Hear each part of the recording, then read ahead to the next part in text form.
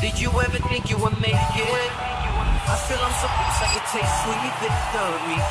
I know this life meant for me. Adam, what's your point? The future looks bright. My handshake is better than anything I ever signed. It's right here. You are a one-of-one? My son's right about I don't think I've ever said this before.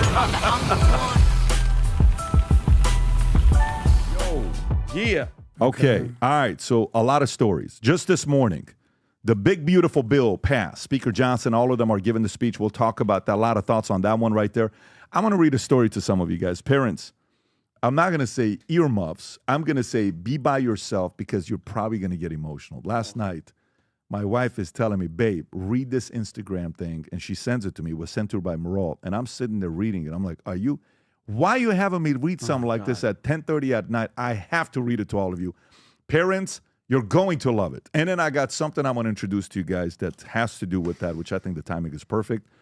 Trump says Biden didn't destroy the country, accuses or other treasonous thugs instead. He actually was complimentary about Biden would never open the border. He said the Biden we know would never open the border. Dan Bongino drops truth bombs about FBI assassination investigation with Epstein, and he says Epstein didn't kill himself. Somebody killed him. Epstein killed himself. He committed suicide. And I mean, obviously, I have a lot of thoughts. Vinny has no thoughts on that, but some of us have some thoughts on it. Okay, Vinny. Trump ambushes South African president in Oval Office with claims of white persecution. Keep that word in mind. Ambushes. Okay, that's the new word. Remember insurrection, that nobody had ever used that word, insurrection? Remember all those words that you all of a sudden learn like they teach you vocabulary? You're about to learn the word ambushes by so many different outlets. Rob, I'm sure you have that video and the story as well. We'll cover that here. MSNBC's Joe Scarborough had just a rough day, man. You got to feel bad for this guy, but maybe you don't. Joe Scarborough forced to explain why he thought Biden was at his best year. And he was confronted over and over and over again. It was uncomfortable. So was Jake Tapper by Megyn Kelly. Megyn Kelly showed to the market why she's one of the best journalists in the world. You don't have to like her, but you have to respect the fact that she's one of the best journalists in the world. So talented on what she did. And we'll definitely show that as well. The View had a meltdown over Tapper's Biden cover-up, slammed CNN for hawking it, and Jon Stewart wasn't even happy about it. Jon Stewart said this guy's just out there trying to sell books. And by the way, it's not really, the book isn't doing that well. If you go look at the reviews, I don't know if I see a lot of good over there. Mortgage rates move above 7% after Moody's downgrade of U.S. credit. Israel preparing to strike Iran's nuclear facilities even as Trump tries to negotiate the deal. And just, is it last night or this morning? Just this morning, two Israeli folks were killed at the Israeli embassy, and you see the video of this man running around screaming, hollering. This just happened, I think, this morning, right? In Washington, D.C. In Washington. Like in America. We're not talking about another country. In Washington, D.C. Rob, I don't know if you have that clip. We won't show the shooting, but we'll show you the clip. Ron DeSantis, fall from grace. He completely crashed out to the ground. This is from The Guardian. And there's some accusations with this $10 million stuff that he and his wife are a part of. I have some opinions on that. It's not going to be what you think I'm going to say, but I have some opinions on that. AOC seen as face of Democratic Party, and it's not even close. AOC is now the face of the Democratic Party. Biden official knew about downplayed myocarditis risk from COVID-19 vaccine. Senate report alleges. You have to see the hearing on RFK. Is that the one with RFK, Rob? If we have that RFK one as well, that'd be fantastic. Peter McCullough as well. I got to get some clips of him. We'll show that. Make sure you send it his way so he has it. Some business news. Remember when we said State Farm, California approved that their rates would increase by 17%? They're not happy about it. They said they needed 30%, which could cause State Farm to possibly leave the great state of California and go to a different place. Can you imagine being the fourth biggest economy in the world and people don't want to do business with you? Why do you think they don't want to do business with you? Majority U.S. companies say they have to raise prices due to Trump's tariffs. Home Depot says it will keep prices low despite pressures from Trump tariff. Jaguar. Remember Jaguar? They did this ad that we were all supposed to turn transgender and buy their new car. Oh, no, we were all supposed to go get a surgery. it. Well, we know you did, but I'm just saying most people, right? Yeah. Jaguar says it has no intention of manufacturing cars in the U.S., and they have to now change their campaign because that last campaign they had didn't do that well with the new car that came up. Rob, if you don't have that story with it, maybe combine it with the other one. Diddy carried pills. This is a little weird. People Magazine. This is coming from People Magazine. Did he carry pills with Obama's face on them? Weird. Ex-assistant testifies? Yeah, weird. It's a little weird. I don't know what it is. And they it's have some. Weird. They still I'm actually save some. familiar with yeah, the it's story. a little weird. But You think? two huge names on the verge of quitting CBS News amid Trump's lawsuit. Gayle King's 13-year career at CBS News may finally be coming to an end. And Tom's got some thoughts on that. Joe Rogan left shocked by sinister Mark Zuckerberg's brainwashing experiment that warped minds of 700,000 people. I don't know much about that story, but we will definitely see what that clip is about. And Pat, just not to cut you off, so the shooting of the two Israeli embassy staffers was last night. Happened last night, not this morning. Yes, okay. And then South Africa, we'll talk about that when the president's like, oh, really? You don't do anything to white? There's not a... Can you play that clip? Can you turn off the lights? You have to see what this guy does there. And those are some of the stories. Now, let me read you the story that I want to read you before we start the podcast. Parents, just realize it may get you a bit emotional because it definitely got me thinking about certain things. All right, so let me play this to you. Let me read this to you for what it's worth. Let me see where this one is. It was a boom, boom, boom. All right, let me go from here. I'll find it from this page. Are you trying to make us cry? Let me tell you, man. You know there's something about family, right? There's something about family, beautiful families. People you love. This story is sent to me yesterday. Okay. It says, I'm 85 years old, and somehow I woke up in my 36-year-old body, okay? Just for one day. This time, I knew what to treasure. Let's go to the next one. So she's 85 years old, wakes up in 36-year-old body. I hear a tiny voice before I open my eyes. Mama, wake up. I blink. He's standing there. Bedhead, pajama, pants too short, my little boy. He's small again. Go to the next one. He climbs into my bed, laughing. He wraps his arm around my neck.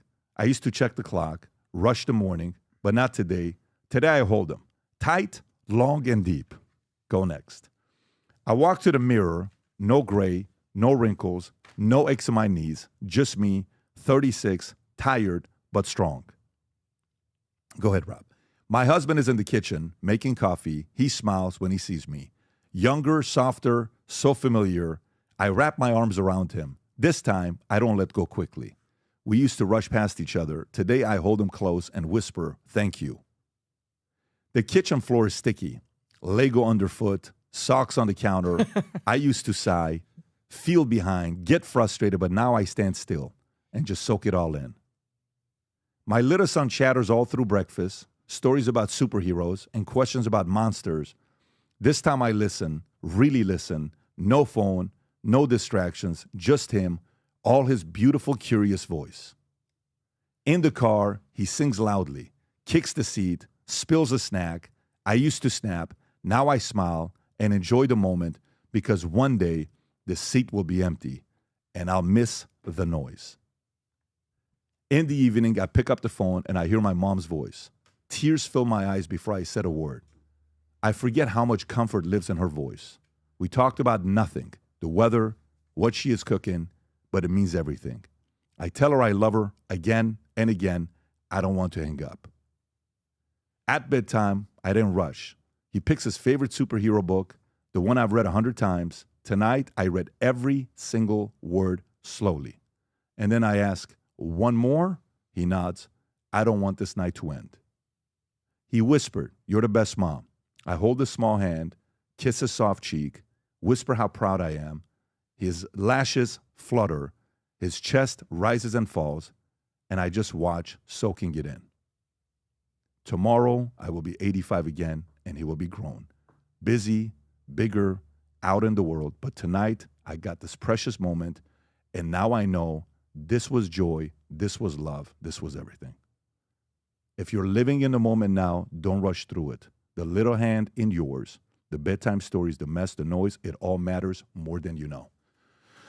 When you read a story like this, man. Jesus, Pat. I mean, you want to start us off by crying? I got to call my mom. Freaking Rob's a mess. Mom, I love you. Tom's a mess. Everybody's. Let me tell you. The fact that Tom isn't actually crying right now. He is. No, I see it. I read this. I appreciate you, Tom. I'm reading this Vinny last night. And you know what's crazy? You guys sent me this video last night with, this lady that hit the ICE agent, and she's singing this song, right? I know it's going to make no sense, but if you play this here, I'm going to tell you how all this matches up together. Go ahead and play this. You are now Facing a federal charge, though, are you afraid of what's going to transpire now? Here. You fight on, you fight on, really you fight on, you fight on. When your government is doing. So, I'm in How the does car. she not respond? Let me tell you what happened. Tico yesterday, school's coming to an end, so they're doing swimming and all this stuff. So he's been out in the sun for 8 hours. His body is red, so he can't put a shirt on. And we have this aloe that you put, but it's old. So I take him to Publix, and that's the moment you send it. So I'm playing this. He said, "What is she doing?" I said, "Watch, I'm going to sing it in Publix in front of everybody for you."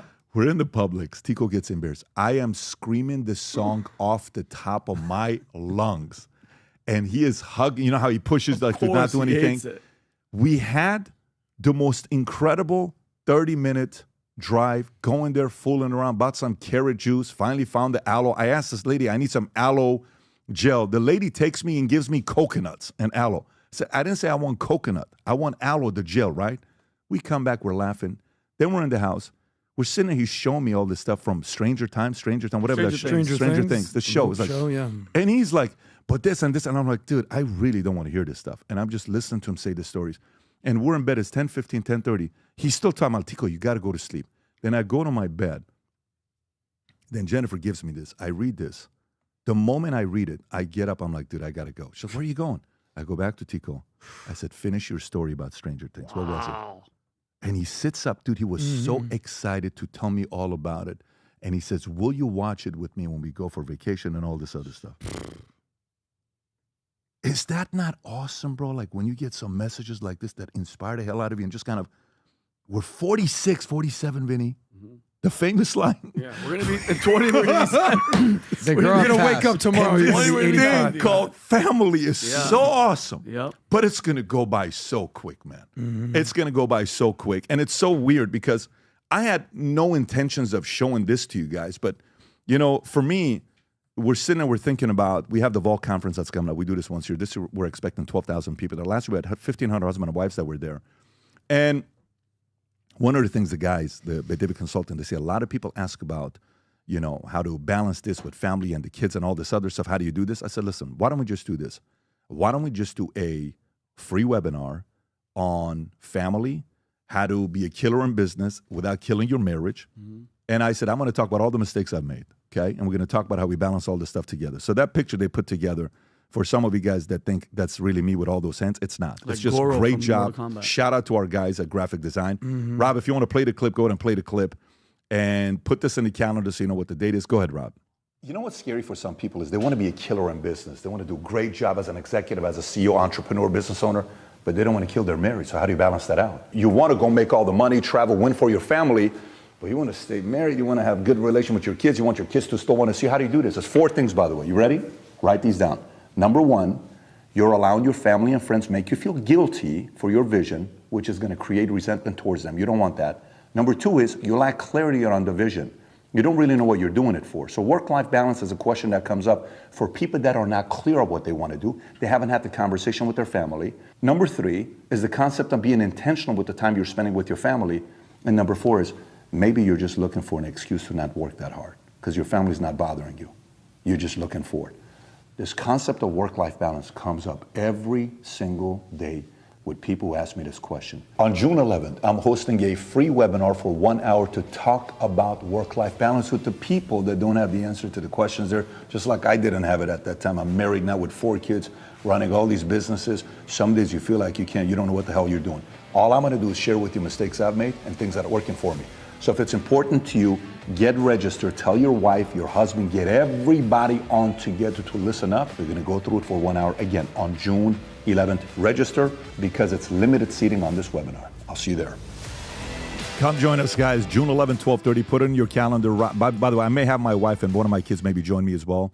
Rob, what is the website for them to go register for this free webinar? VTwebinar.com. VTwebinar.com. We have limited to 3,000 seats, so just make sure you go get registered. Again, VTwebinar.com. Can I say one thing about this? Of course. Because you've done how many webinars? I mean, the last I've done a lot of webinars, Yeah. but we've never done a webinar on this. This has been coming up a lot the last 6 In to my 12 opinion, months. based on the conversations I have with everyone out there, this actually might be the most important webinar you've ever done, in my opinion.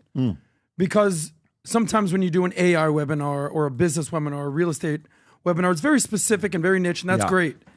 Everyone deals with this. We're all dealing with this. You know why I've never done this? You know why I don't like to do a lot? Like they asked me to write a parenting book because you're still figuring it out. Like I'm in the process of figuring it out. I'm in the process of learning this stuff, but I can't wait to have this one with you guys. Well, you know the secret. We're going to have a lot of fun with this. Pat is... Stay single, don't own a car. No. Pat is actually a vampire. He does not sleep. I know. Vinny dressed up as a vampire one time. In Romania. In Romania, Transylvania, Androtate. Anyways, okay. But PBD don't sleep. Let's get right into it. And you know what? I want to start off with business. Because there's a lot of stuff that's going on right now. And the business part of it is the new bill, the big, beautiful bill that the president was talking about, because this has to do with taxes. This has to do with how you're going to be paying taxes moving forward. A lot of people didn't think this was going to get done. There was a lot of challenges with it, but it eventually ended up happening. And I'm going to read some stuff here, Rob. I think you also have the whole thing in place if you want to play the clip. The House Rules Committee approved President Trump's big, beautiful bill in an 8-4 vote with Speaker Johnson stating at 1 a.m. Wednesday, very close to resolving GOP disputes, enabling a potential house-wide vote by Wednesday night or early Thursday morning. That's Thursday morning here today. A key amendment introduced at 9 p.m. Wednesday accelerated Medicaid work requirements from 2029 to December 2026 for able-bodied recipients and ends green energy tax subsidies by 2028 unless they show quick returns, addressing demands from blue state Republicans for higher SALT deduction caps and conservative like Representative Chip Roy and Ralph Norman for stricter Medicaid rules and repeal Biden's Inflation Reduction Act subsidies. Rob, if you want to play this clip, and then we'll get right into it. We look forward to the Senate's timely consideration of this once-in-a-generation legislation. We stand ready to continue our work together to deliver on the one big, beautiful bill, as President Trump named it himself. We're going to send that to his desk. We're going to get it there by Independence Day on July 4th, and we are going to celebrate a new golden age in America. Tom, what's in this big, beautiful bill, and why should everybody be paying attention? Well, you know, when Biden had the Inflation Reduction Act, a lot of people, including us, looked into it and said, what the hell, right? What's going on?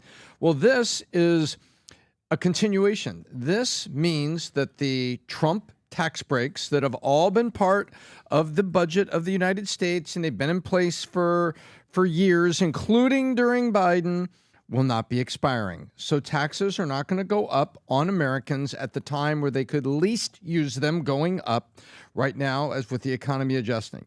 So that was number one. But then some good things happened. There was a bunch of green energy stuff in there that even at the time people said, you're giving away subsidies for nothing. We're not showing that the green energy was saving money or saving on investment in new energy plants, because we need nukes. Thank you. And they put a work requirement in that if you're going to get Medicaid, you're going to get food stamp, there's a work requirement. And if you work, Vinny, what do you got to have? You got to have a green card. Yep. So guess what? So they're arguing, the Democrats are arguing, hey, there's 3 million people aren't going to be able to get to the SNAP program. Well, that's like an EBT card that you can go buy food with. Well, guess what? No. If you're working or you're trying to work or you have a green card, you can take advantage of it as low income. But if you just walked across from some foreign place and you're not supposed to be here, you can't use it. So all that was good. And I think this is a really good bill. Now, what we need to get is the fine print, Pat. And we don't have the fine print. And we're going to see that because July 4th he's talking about is it's got to go to the Senate. And Senate's going to arm wrestle over, but then Republicans are going to, pass it. It's going to happen, and then he's going to sign it. I think he's absolutely going to sign it on July 4th. And as a matter of fact, I don't think he wants to sign it, Pat, until July 4th, because he doesn't need to sign it till then because the tax cuts were the end of the year. So I think it's a good thing. Is it a celebratory thing? On a 1 to 10, I'm at about an 8.5 because it continues the tax cuts, and they're moving forward, and they're actually putting some requirements on things, and no taxes on tips, I like. No taxes on overtime pay, and no taxes on car loan interest. Now, when you hear that one, that's part of fine print, because who's that going to help? The auto industry that's trying to sell cars. Exactly. But is it car loan interest of automakers that the car's made in the U.S. or any car loan interest? We need to. This is part of what I want to see. Can you specify that, Rob? Can you find that if the car loan interest is for? Because what I heard is the fact that the car loan interest is specific to cars that are made in America. And by the way, to add a few different things, Here's what I looked up, Adam, before I come to you. Yes, sir. I asked the question, this big, beautiful bill that just passed, I want to know specifics of how it impacts the poor, the middle class, the upper class, and the super wealthy. So here's a low income, bottom 10%. Household resources are projected to decrease by 2% by 2027 and 4% by 2023. Medicaid cuts, approximately 8.6 million people could lose Medicaid coverage due to $716 billion in program cuts and new work requirements. You have to have certain requirements to get that, apparently. And of course, we're going to learn more about this. This next one is very, very important. This next one says, an estimated 3 million individuals may lose monthly food assistance benefits as a result of a nearly $300 billion cuts to the supplemental nutritional system, the SNAP program, right? So guess what? If you're no longer getting the welfare program, you have to go get a job. Under Obama, if you guys remember, the unemployment checks went from 90 days to 6 months to 12 months. I even believe at one point they hit 24 months. Guess what people were doing? Nobody was looking for jobs. Of course not. The moment they cut that unemployment rate to like 90 days or 6 months, everybody started looking for jobs. So this $300 billion that's cut on SNAP, they have to go get that money somewhere else. Middle income temporary increases in child tax credit up to $2,500. No deductions on tips, overtime, and car loan interest. I want to know the car loan interest, Rob, if that is a U.S. car loan interest or any car loan interest. And then there's a couple other things there. Elimination of federal subsidied student loan for undergraduates, potentially increasing higher education expenses. High-income individuals, top 10%. Household resources are expected to rise by up to 4% in 2027, primarily due to tax cuts. Extension of 2017 Trump-era tax, increased state and local SALT deduction up to $30,000. That's the cap. Creation of a $1,000 MAGA saving account for children. Creation of a $1,000 Make America Great Again saving accounts for children. Everybody born after 2024. Everybody born after 2024 gets a $1,000 MAGA savings account for children. That's sick. That's sick. And it's tax advantage so that the parents can keep it and keep contributing. And as it grows, it's tax advantage. Go make some babies, but still have a job and don't rely on SNAP. Go make some babies and do it right. Oh, snap. Estate and endowment taxes, reduction in state and new taxes on large university endowments. And that's kind of what you have, extension of 2017 cuts, a couple other things that they had there, but that's pretty much it. Adam, your thoughts on this? I think Tom nailed it. It's going to be one beautiful bill, one big, beautiful bill. And I think that's what's going to, good to see that Congress still exists, because Trump has just taken all the oxygen out of the room since he became president. Everything is going on with the Trump show. But this is going to pass, and I'll tell you why. Who controls Congress? And it's not even close. It's the Republicans. So how many congressional districts turned Democrat in this past election?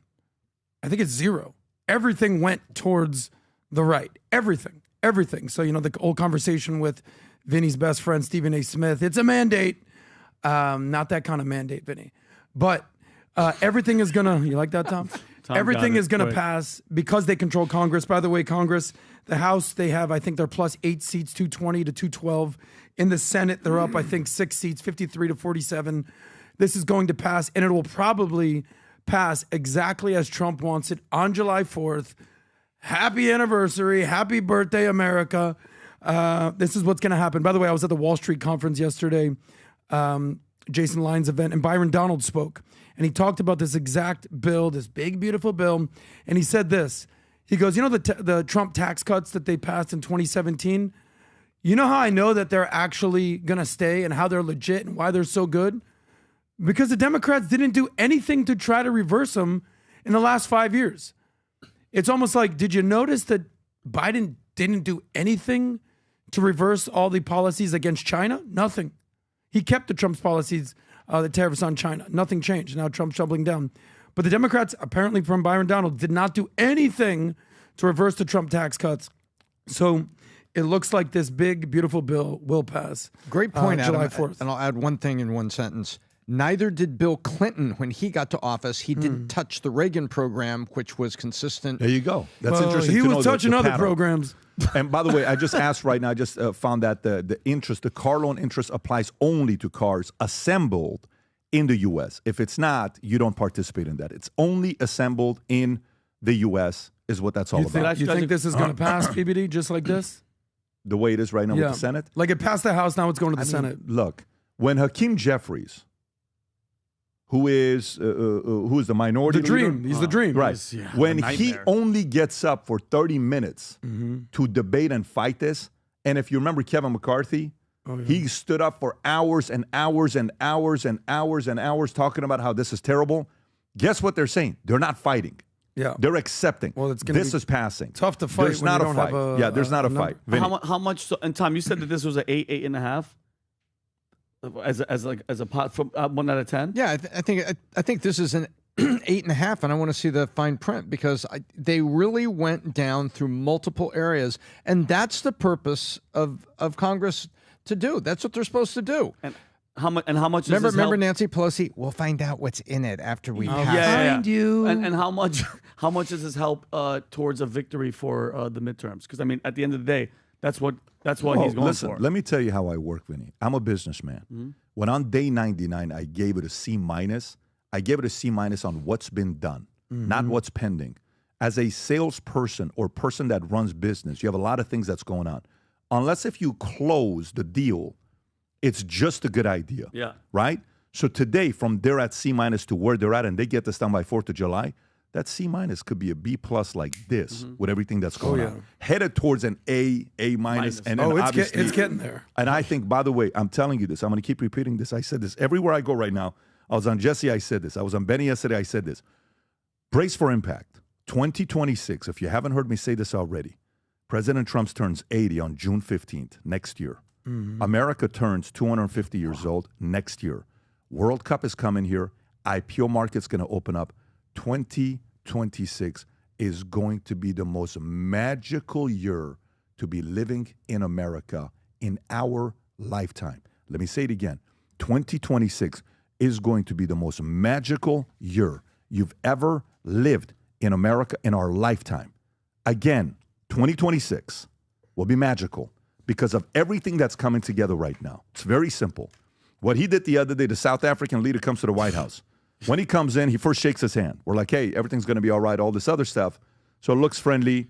And then he sits in front of him and he says, so tell me, what is all the stuff that you guys are doing, Rob? I don't know if you have the handshake or not. If you do, you don't have it. Is this the one that he turns over to the video? Yes. Okay, well, at first he comes in. It's a very friendly handshake. Now, this is South Africa, which when you know the stories with South Africa, they have been going through a mess. The ANC's been running South Africa since 1994, right after Nelson Mandela. And for the first 10 years or so, it was good. Then all of a sudden, the extremists took over South Africa. They started, losing their mind, and a level of racism towards whites went to a whole different level in the country. A lot of chaos, a lot of weird things. You hear people, there's a leader of the EFF, I think, that got up. We will get his name. He got up and he gave a message saying, we have to take out the whites and all this stuff. So he's sitting there. Look at all the cameras. Hexet is right there. Lutnick is right there. Look at Musk, who is from South Africa, standing to the right, okay? And then you see J.D. Vance, VP J.D. Vance. Everybody is waiting for this meeting with South Africa. Here's how it goes, Rob. Is this when he turns over to the TV? Yep. Please go on and play this clip. Turn the lights down and just put this on. It's By the right way, behind Rob, you. if you do this, the reason why you have to see 30 seconds prior to this is because 30 seconds prior to this, he was asking him, what happened? Why is there a genocide going on in your country? Why is there such a thing going on? And the president of South Africa tries to explain himself and say, that's not true. You can't believe this. And in South Africa, this. And what we learned from Nelson Mandela is this. And then he flips to it. Is that the one, Rob? Because for this to make sense, you have to see the 30 seconds prior to that.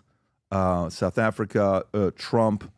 Do you know which one I'm talking about, Rob, or no? We have I'm to show this. right now. I don't want to show it without that because you have to see that whole exchange for the world to realize, oh, I just found it. Here we go. Okay, I'm going to send this over to you, Rob.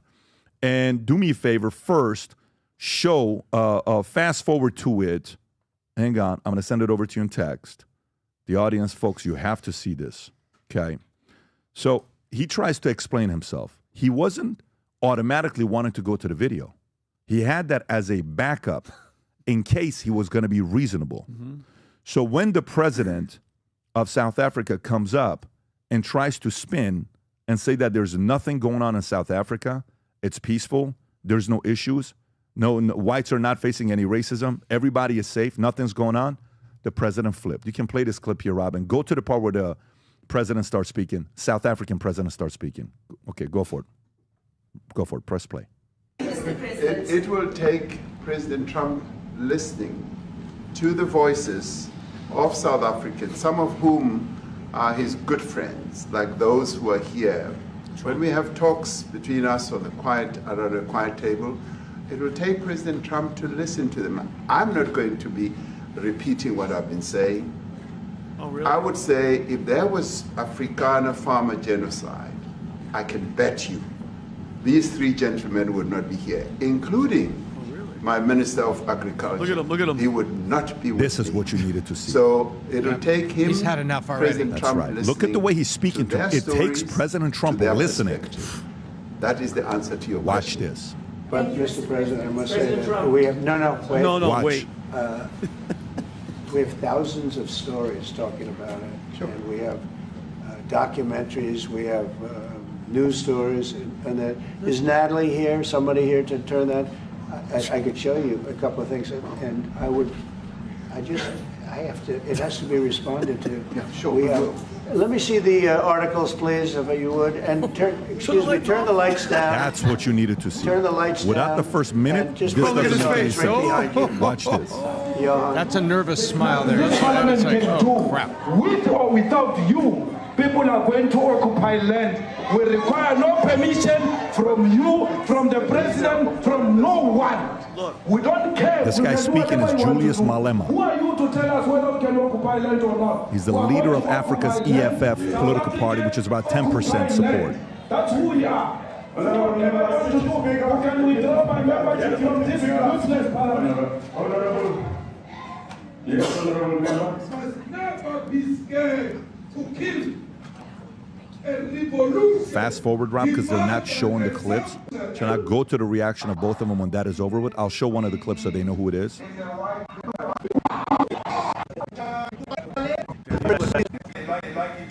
He doesn't even stop. Play, huh? He lets the whole thing play.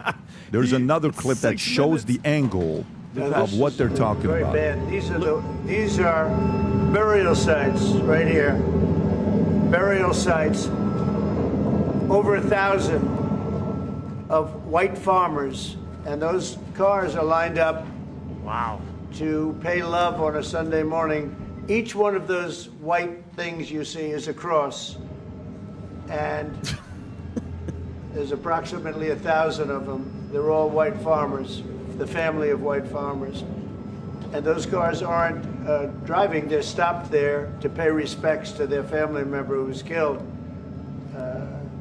And it's a terrible sight. I've never seen anything like it. Okay, Rob, do me a favor. Play the clip I just sent you.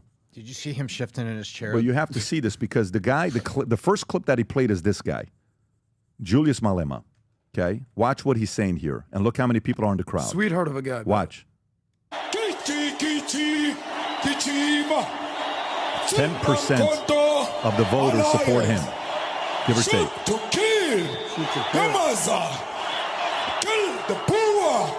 The farmer. Kill the poor. The farmer. Kill them is what he's saying.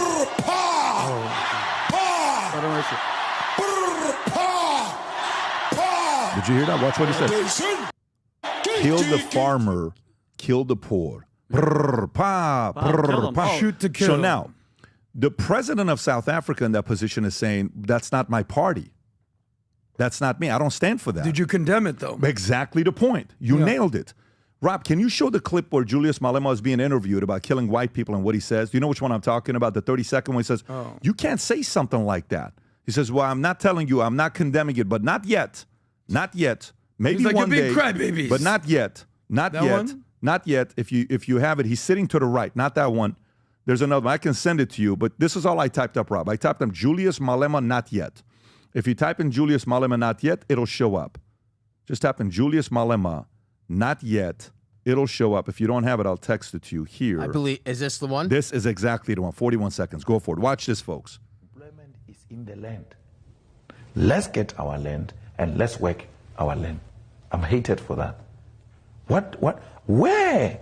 I mean, I don't know what's going to happen in the future. I'm saying to you, we've not called for the killing of white people, at least for now. I can't guarantee the future. Yet. Yeah, but I mean, you'd understand somebody See what he watching just that, said? especially Yeah, as go it back, gets shared Rob. on Twitter. They Go freak back out. 10 It sounds seconds like if you could. Go back a little bit more, Rob. Keep going back, keep going back, keep going back. Go back 5 more seconds. Watch this. I'm Go saying ahead. to you, we've not called for the killing of white people, at least for now. I can't guarantee the future. Yeah, but I mean, you'd understand somebody watching that, especially as it gets shared on Twitter. They freak out. It sounds like a genocidal call. Cry babies. Cry babies. I'm not calling for the slaughter of white people, at least for now. Can't give a guarantee of the future, especially when things are going the way they are. Employment. Okay. And so you see that taking place. Tom, your thoughts on this? Yeah, well, he was saying, most people in America maybe don't know, he's not saying poor, P-O-O-R, he's saying boer, B-O-E-R. And those are the white Dutch settlers that are farmers in South Africa. So when he says kill the farmer, it's what the common people refer to them, the white as. And when he says kill the Boers, he's referring to their ancestors who were Dutch settlers. This guy is calling for an ethnic cleansing. That's what he's talking about.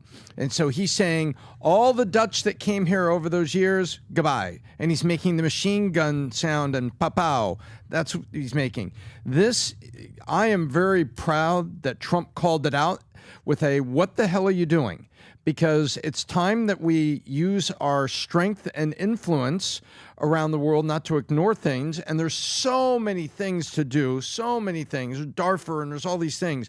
But I love the fact that Trump called it out, and Americans need to understand what's going on here. When he says kill the Boer, that's all the white Dutch people that settled, and kill the farmer, those are the white people that are running farms. That's what he's talking about. This guy is no good. Yeah, he's not good. Adam, do you have any thoughts on this? Yeah, I do have major thoughts on this. Number one, from a macro perspective, if I'm a world leader, I would think twice before showing up to the Oval Office. This is the same room that Zelensky got dressed down and basically had to go back with hat in hand and his tail between his legs back to Ukraine. Unless it's the same room that the president of South Africa, Ramaphosa, just basically got exposed as being, at the very least, a liar, and at the very most, calling for white genocide. But not yet. The terrorist. In a couple days, a couple hours, maybe Thursday, couple months, depending on how I feel.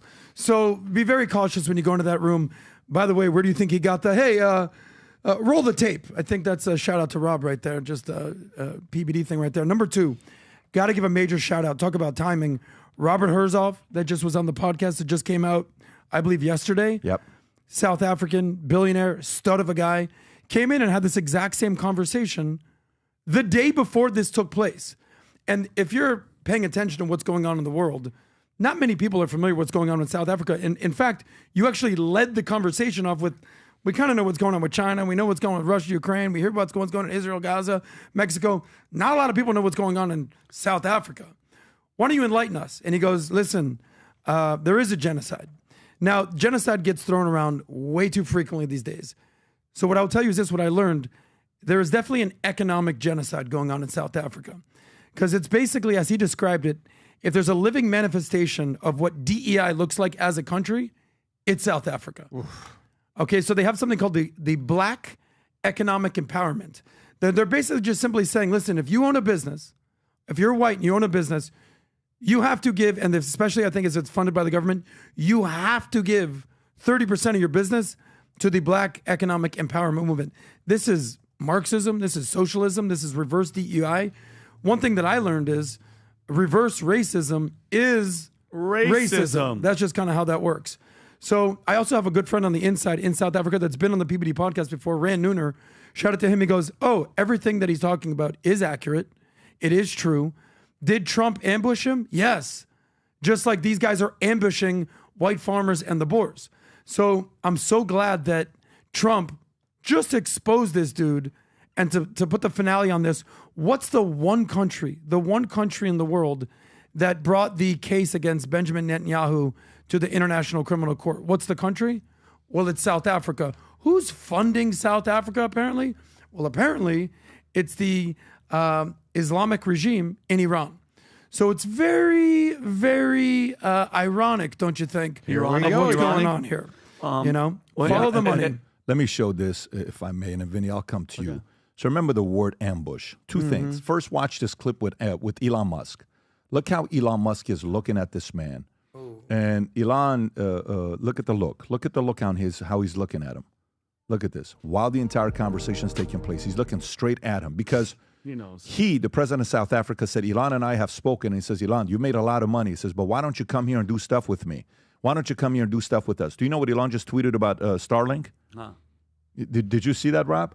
Let me tell you what he said about Starlink. He's like, hey, Musk, Starlink, South Africa. He says, I'd love to bring it in South Africa, but you don't allow me to do it because you only want it to be for, I want to read exactly what he says. It's such a shocker on what he says about Starlink. Rob, did you find it or no? I'm looking. You have to see this. I hope I can find this because Elon tweets a lot, but let me see if I can go through it. He says, I would love to, but they don't allow, they don't allow Starlink there because it's a racist country. So whites can't get access to Starlink. Some words like that. Again, I want to get specific on what he says. Rob, if you can look for it, there's something about those two taking place. And then while that is happening, what does the media do? Here's what is that. Starlink is not allowed to operate in South Africa because I'm not black. Elon, stop the victim complex. Starlink isn't banned in South Africa because of your skin color. It's because you refuse to comply with local laws like every other telecom provider. Play by the rules, okay? So they're saying, what is the rules? What are the rules with Starlink being there, okay? He offered it to Zelensky, Ukraine. He's offered a lot of other people. If other people are allowing it, what other rules and guidelines would be there for South Africa that you're claiming he's not allowing it to be out there? And then how does the market react with the way President Trump handled it? Rob, can you pull up the video of what the market's been saying? Everybody, the mainstream media, there's a video of all of them saying the same exact thing. I'll just, there's one clip of it. I'm sure Rob has it. Watch this here, folks. This goes back to what we saw many, many times where the mainstream media says the same exact thing. Watch this. Somebody sent an email saying, guys, this is the word to use today. Go ahead, Rob. Office today. The tense confrontation. President Trump ambushing the president of South Africa. What, Rob, with that music? Yeah, Rob, sorry, with that there's music? a video in the background. Oh, it's that other one. Yeah, it's all good. It's that one. Watch song, this. great Watch song. this, folks. Yeah, It is a roll great song. the tape, Rob. Office today. The tense confrontation. President Trump ambushing the president of South Africa. Up next, another Oval Office meltdown. President Trump ambushing the president of South Africa. President Trump is being accused of conducting something of a diplomatic ambush of South Africa's president in the Oval Office. To be with you, I'm Katie Tur. President Trump orchestrated another Oval Office ambush today. Today, Donald Trump meeting with the president of South Africa and attempting to ambush and humiliate that leader. Zelensky territory, where essentially he was a bit ambushed inside the Oval Office. Felt like an ambush in there, kind of like the President Zelensky meeting in the Oval Office. Who sent This the was email? an ambush. That's all I want to It know. was orchestrated. Cyril Ramaphosa brought his best diplomatic self to this meeting, but nothing could have prepared him for this multimedia ambush. What started as, to some degree, an ambush. Well, Katie, I mean, it was an ambush. And that's a great question. ABC, MSNBC, CNN, it's like they send out a bat signal that says, just don't think for yourself, do the same BS talking points. These people are never going to learn. They never learn. They can't get out of their ways. And I'm so happy because none of them can get back in the power pad. So that's one thing. But you guys said, so how much percent of these people of South Africa support the crazy guy? 10%. 10%. There's how many people in South Africa? Population 60 million. So 6 million of those people are kill, bore, kill, all that stuff. And Umberto sent this to me. In the early Nazi party, support was initially low. Guess what? How much was the percentage of support in 1929 for the Reichstag elections? The party received how much percent of the vote? Do you know? 3%. 3%. And it dropped in 1928 to 2.6. They're at 10%. If the president is like, nah, it's not a big deal, and they're trying to deny it, it's not a good look. The best part right now with what's going on, Cyril, the president, Yeah. doesn't like Malema, Julius, the other guy. And there's one other guy as well that was a former guy that is more evil than any of these other guys. His name is Zuma, right? I don't know if you know anything about Zuma. I've heard the name. So before. Zuma, this is Zuma, Jacob Zuma, who he's the guy after Mandela that pretty much destroyed South Africa. Do you know one time this guy had sex with a person that had HIV positive, and you know what he said in the interview when he had sex with this person, unprotected sex? What? He says, "I did have unprotected sex with somebody that was HIV positive, but I took a shower afterwards, so I'm fine." No, he didn't. Rob, can you please fact check what I just said? Wow, Nobel can you Prize in please medicine right there. fact check me right there, okay? Oh. So there you go. So in Zuma's admission was controversial as he stated that he has not used a condom while having sex with Kawazi, despite knowing she had HIV positive and having been, as deputy president, the head of the National AIDS Council and Moral Regeneration Campaign. He told the court that he had taken a shower after the fact, claiming that doing so reduced the risk of HIV. So, do you know who this is? Go all the way to the top so they know who this is. This is the former president. He is the former president Before Cyril. from 09 to 18. Wow. So this is Zuma. Then you have Julius, who killed the boar, killed the farmers. Then you have Cyril. Between the three, Cyril is the most normal one, but Cyril, all three hate each other. The best thing that's going on is the fact that they all hate each Thank other. God they don't love each other. But Cyril needs to have the audacity to do something about Malema and Zuma, because the way they're going, if one of these two guys ends up being there, you know what's happened in the last 20 some years? 1 million of the White South whites Africans have left. Yeah. They have left. It's called brain drain. Yep. You know what brain drain is? It's what happened to Iran. Is what happened to Russia. Is what happened to a lot of countries. Is what's happening to Venezuela right now. Those who are the smartest, the job creators, they leave. The immigration of highly trained, intelligent people from a particular country. Yeah. These are the people you don't want to leave. It's like you're running a sales organization and your top 20% of sales guys leave. Not the bottom 50%, the top 20 leave, okay? When your top 20% of people leave in a company or country, you have problems. That's what's going on in South It's like Africa California, today. brain drain. Can I highlight one last thing? Please Because keep we it talked short, about 'cause we got more the ambush stories. that's on mainstream Yes. media. I want to Can talk I about just go to the next story? Let me just go to the next story. Rob, can you pull up the Morning Joe story, okay? Pull up the Morning Joe story, and I'll come to you first, okay? Okay. Go to the Morning Joe story. This is Morning Joe being ambushed. We're going to use the same word, okay? Except he's ambushed with facts, okay? And watch how this exchange looks like on Morning Joe protecting Biden, even though he knew he wasn't doing well, and he keeps trying to dodge it, and the interviewer doesn't stop. Go, Rob, is this the one? Yeah, so I actually have the clip that he's referencing, if I can play that first and then play this. Okay, do that. Go for it. Do that, and then we'll go to this. So here's Morning Joe, and then you see the other fellow asking him the questions. Go ahead, Rob. But comparing that guy's mental state, I've said it for years now, he's cogent. But I undersold him when I said he was cogent. He's far beyond cogent. In fact, I think he's better than he's ever been. Intellectually, analytically, because he's been around for 50 years. And, you know, I don't know if people know this or not, Biden used to be a hothead. Sometimes that Irishman would get in front of the reasoning. Sometimes he would say things he didn't want to say. This is, and I don't really, you know what, I don't really care. Start your tape right now, because I'm about to tell you the truth. Here we go. We started. And if you can't handle the truth. This version of Biden, intellectually, analytically, is the best Biden ever. Not a close second. And I've known him for years. So Rob, you're doing it right for playing this first, Rob. Perfect. Great approach. Now here's the podcast. Go for it. Well, it was misleading to say best Biden ever without caveating it and say, except on the days when he's not the best Biden ever. Mm-hmm. Well, but I never saw those days personally. Oh, you did, because you saw him address a dead congresswoman, and you saw him in South Carolina. A dead congresswoman, yeah.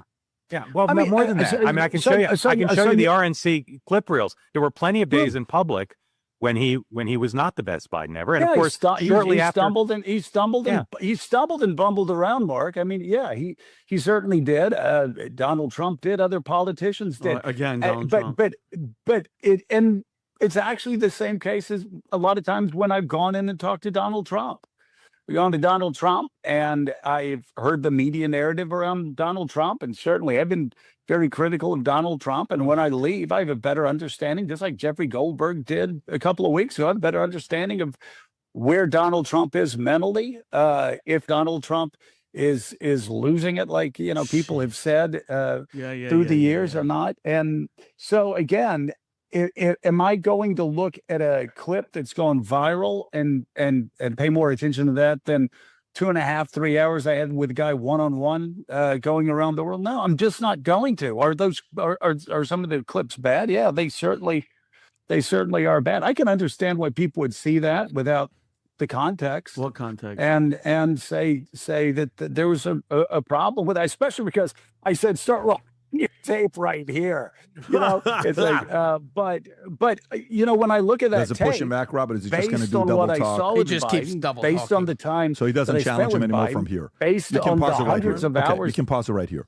This is one example with him. Okay, then you have another example, but I'll pause right here. I'll go to Adam, and then I'm going to show you what Megyn Kelly does to Jake Tapper. Okay, you have to see. How long is this one, Rob? 3 minutes. Play the first minute, and I'll go to because they're the same thing. Jake Tapper, Morning Joe, go for it.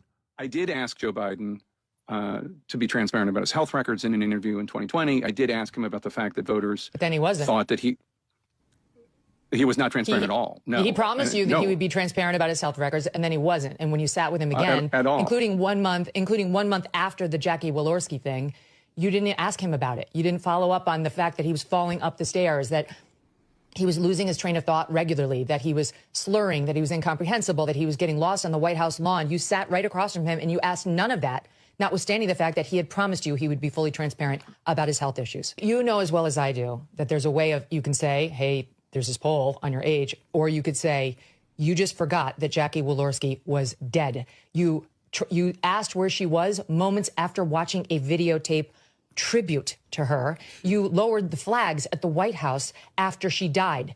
This happened 13 days before you sat with him. There is a way of pressing a man like that on the actual infirmities to bring it home to him and to the audience, and you didn't do it. It wasn't just that. I mean, you sat with him a couple of times in the course of his presidency, and these issues were not pressed. Well, there was at least that time, and then there was the time at the beginning. And but separate and apart from that, you covered the Biden's presidency. No. Let me just finish my point. You covered the Biden presidency. I had one interview right, with and it him was during 13 days after the Jackie Walorski thing. But you covered the Biden presidency aggressively throughout the 4 years, and you didn't cover mental acuity hardly at all. You can pause it right now. So this is how I'm going to bring it over to you. So mainstream media hasn't learned their lesson. Nope. The internet saw the clip of you guys saying the same exact thing.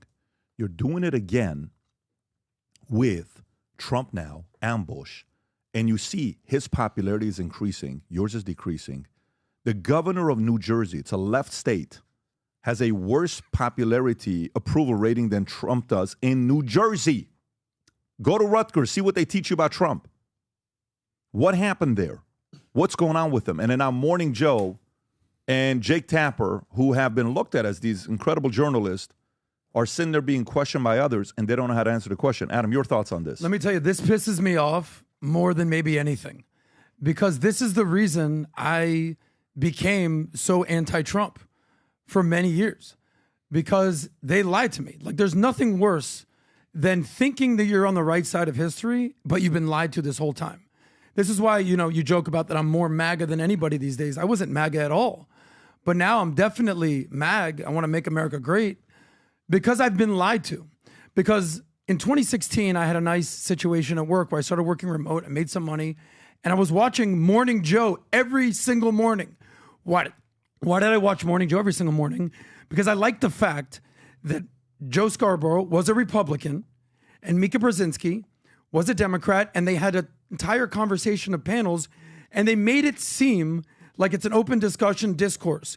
What I didn't fully realize is this guy hates Trump with every fiber of his being.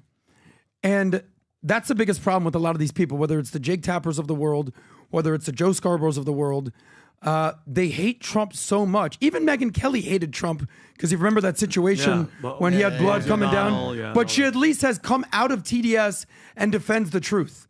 So the question is, talk about the red pill. Would you rather be lied to and people tell you what you want to hear? Or would you rather hear the truth, but people tell you what you don't necessarily want to hear? That's who Trump is.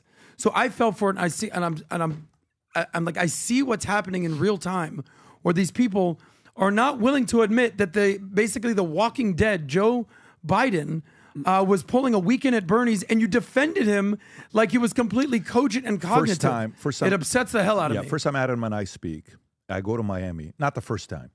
When it got to the point where he calls me and says, Pat, I just want to drop everything. I want to come and work with you and run with you. I want to come to Texas. I'm like, you want to do what?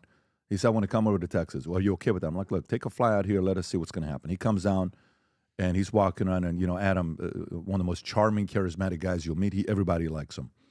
And then he leaves. So then I go to Miami, and I meet with him. We're having lunch or something. I don't know where we were at. Then I fly back. By the way, that was a trip that I was shooting some videos. But anyways, that's a whole different thing. I don't want to get into that. Yeah, helicopter thing. And then I fly back, and I call him, and I say, so, Adam, it's the interview. How do you feel about Trump? Adam's like, what do you mean? Do you remember this? How do you feel about it? No, how do you really feel about it? Because, you know how I feel about him, but how do you feel about him? Well, I don't know. Watch this clip. This is a podcast from 4 years ago. God. Okay, go ahead and play this clip, Rob. Watch this.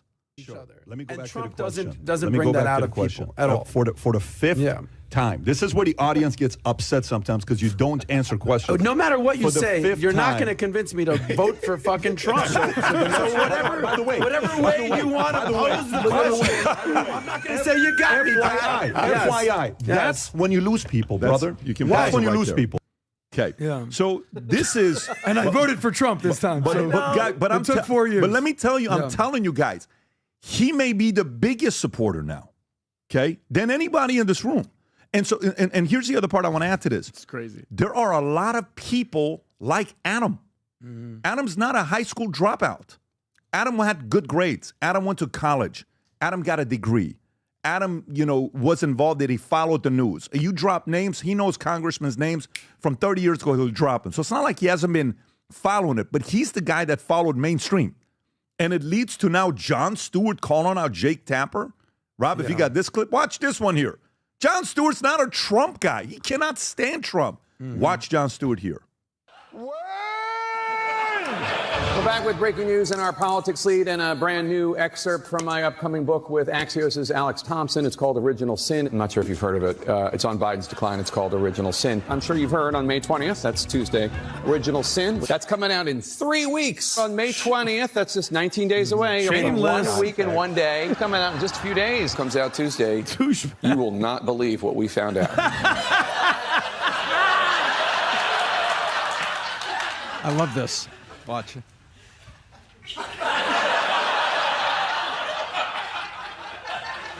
He looks like Tom a little bit there. Yeah.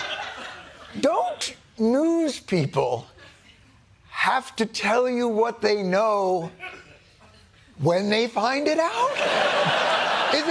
Isn't that the difference between news and a secret? You won't believe what we found out. No, that's why I'm watching.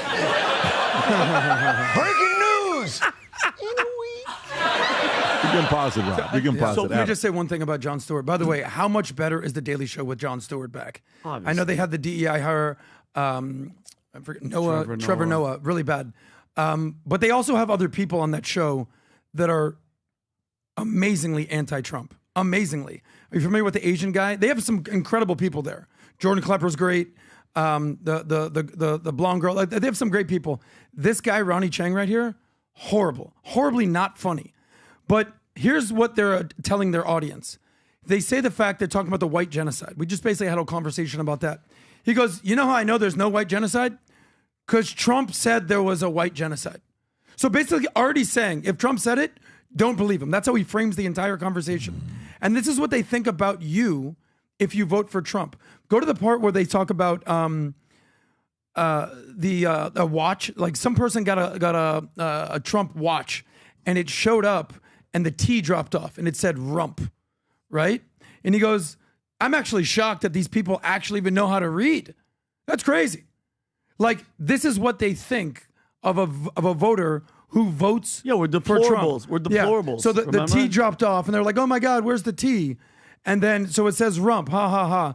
And he says, I actually didn't even expect them to read. And this is what they're doing. And the last point is this, and just to address exactly what you said. Keep doing this. Let me tell you, he said, I truly did not expect them to be able to read because they voted for Trump.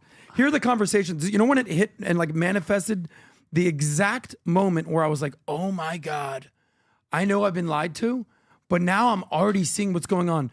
Do you remember the Trump Nazi rally in Madison Square Garden? Yeah. Right before, this is the famous Tony Hinchcliffe, Puerto Rico. We went to New York. That's when you did your interview with Piers Morgan.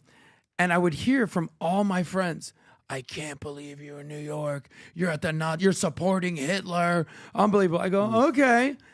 The next night, we went to Mar-a-Lago. You were there. You were there. We were all there to see the movie, The Man You Don't Know, right? Yes. Okay. You guys left a little early. That night, when I tell you, it was so pro-Israel, it was so pro-Netanyahu, it was so pro-Judaism, that I went up to Jewish people. I was like, take it down a notch, buddy. We're in America. I'm Jewish, so I'm with you. Yeah. But take it down a notch. Yeah. Let's be pro-America, That's pro-allies. So I'm telling my friends, arguing at them, Jewish guys, I'm like, you know what? You fell for it, guys. You're exactly who I was 5 years ago. Because I was at Mar-a-Lago, and it was the exact opposite of what they're saying about Nazi rallies. You fell for it. And Pat, question. You've written books. You've written multiple books. And this is, I had this before we saw the Jon Stewart thing. How long does it take to write a book? Oh, it takes a while. How long do you think it took Jake Tapper, the freaking hack that he is, the BS artist, and that guy to compile everything? Just if you had to say ballpark, how much to compile it, write it, rewrite it, editing, all that? Just give me a time frame. Well, in a case like this, I know where you're going. So I'm going to say 6 months, but something like this could take 18 months. 18 months, maybe even more. Yeah. So he knew, he didn't do anything, and I'm happy that you were saying what you were saying during this. I don't want them to change. I want them to keep doing this ambush shit, keep doing all this Nazi, Hitler, People all are that. over it, though. But I don't want them to start sounding like they're, oh no, we've all changed, we've all adjusted, because the moment these people let their party back in power, every single thing that Trump has done is going to be undone. And that's why when I say, Pat, they're the enemy, this party, and we have a bunch of stories that we're going to get into with assassinations and all that. This party has lost their freaking mind. They have no morals. They have nothing to stand on. And I don't think they could ever get back into power. Period. Done deal. It's never horrible. Say never, man. I'm saying we shouldn't let them. No, I get what you're saying. Give me a policy that they're doing positive. I get what you're saying. Rob, can you play this? Here's The View reacting to Jake Tapper, and then Tom, I'm going to come to you. And I got something I'm going to show you guys. A show that's going to rival these guys that I want you to tell the world about. And I got a clip of that to show you. Go ahead, Rob. Why is this important to know now? Yeah. Oh, God. It just seems to me, you know, we got a lot of stuff to be concerned about at the moment. No accountability. So I list them? Yes, okay. please. Here's the Trump's atrocities. I'm going to list them for you. Nice Cutting bedazzled. Medicaid. Yeah. Well, this is what we're concerned about now. Oh, I got you. Okay. Cutting I'll Medicaid, slashing funding for cancer research. Yep. Oh, yeah. Rising prices because of tariffs. Dismantling USAID, which helps children and people who are poor around the world. Yeah. Fears of recession, destroying due process, ending birthright citizenship, dismantling the Department of Education, rolling back regulations on air and water quality, destroying our relationships with allies like Canada and the UK, and targeting his political opponents. Preach. And that not only that, but he also said that Joe Biden has stage 9 cancer. Oh, really? Where did he come up with that? When Because he had a Gleason score of 9. Going to write a book about the cognitive decline of the person who is in charge right now. Oh, yeah. Woo! You're so cool. No. Oh, Tom, my your God. thoughts. I wasn't as extreme as watching this ridiculous show, but I understand why people fall for their It's nonsense. incredible. Joy Behar died 2 years ago. No one told her. You know, what's interesting is they're going to lose their megaphone. They're losing their megaphone right now. And to Vinny, I'll tell you, it's very ironic. We were just talking about The Daily Show, and there was something that John said at the end of that clip, far at the end, that I watched last night. It was interesting, Pat. He says, And why am I paying $30 to read in a book what you should have told me 3 years ago for free? Yeah, wow. If you go find that, there's a quote from John Stewart where he says free. And why am I buying a book when you 3 years ago you should have told me for free? So, but remember, Adam, you'll remember this because I know you were up on media in this.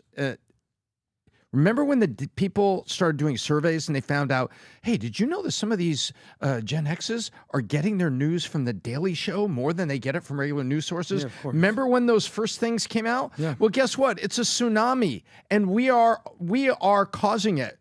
This podcast, what we're doing is causing this. Check this out. The shift in cable as people get to Hulu and they go online and they don't even get cable anymore, you know, the Gen Zs, Vinny, they don't even buy cable. So guess what? All the old cable going away, and with it, the unprofitable news. Versant. You know what Versant is? It's a company being spun out of Comcast and NBC. And what are they putting in it? USA, Oxygen, MSNBC, and CNBC. Weird. And CNBC, they say, is the only real jewel because of the way it covers business and it's actually a profitable point in there, and it doesn't have a bunch of hosts with $10 million salaries. Well, get this. It's being spun out as a thing called Versant. And now David Zaslav, after he has lost NBA was on Turner for how many decades? And they've lost that. NFL Sunday Ticket has gone to YouTube TV. The ice is melting below the feet of the cable empire. And people are turning for their news elsewhere. And David Zaslav has got to take Turner and CNN and spin them out and sell them at a garage sale. And David Faber caught a whisper. He's a I know somebody that'd be interested if it was a garage sale number. Ready for this? CNN, this is David Faber was talking. There's an article that's written this, and then there was a attributed quote that they won't put the name on. So they said there's a direct quote, won't put the name on. This is a high-level media executive in the U.S.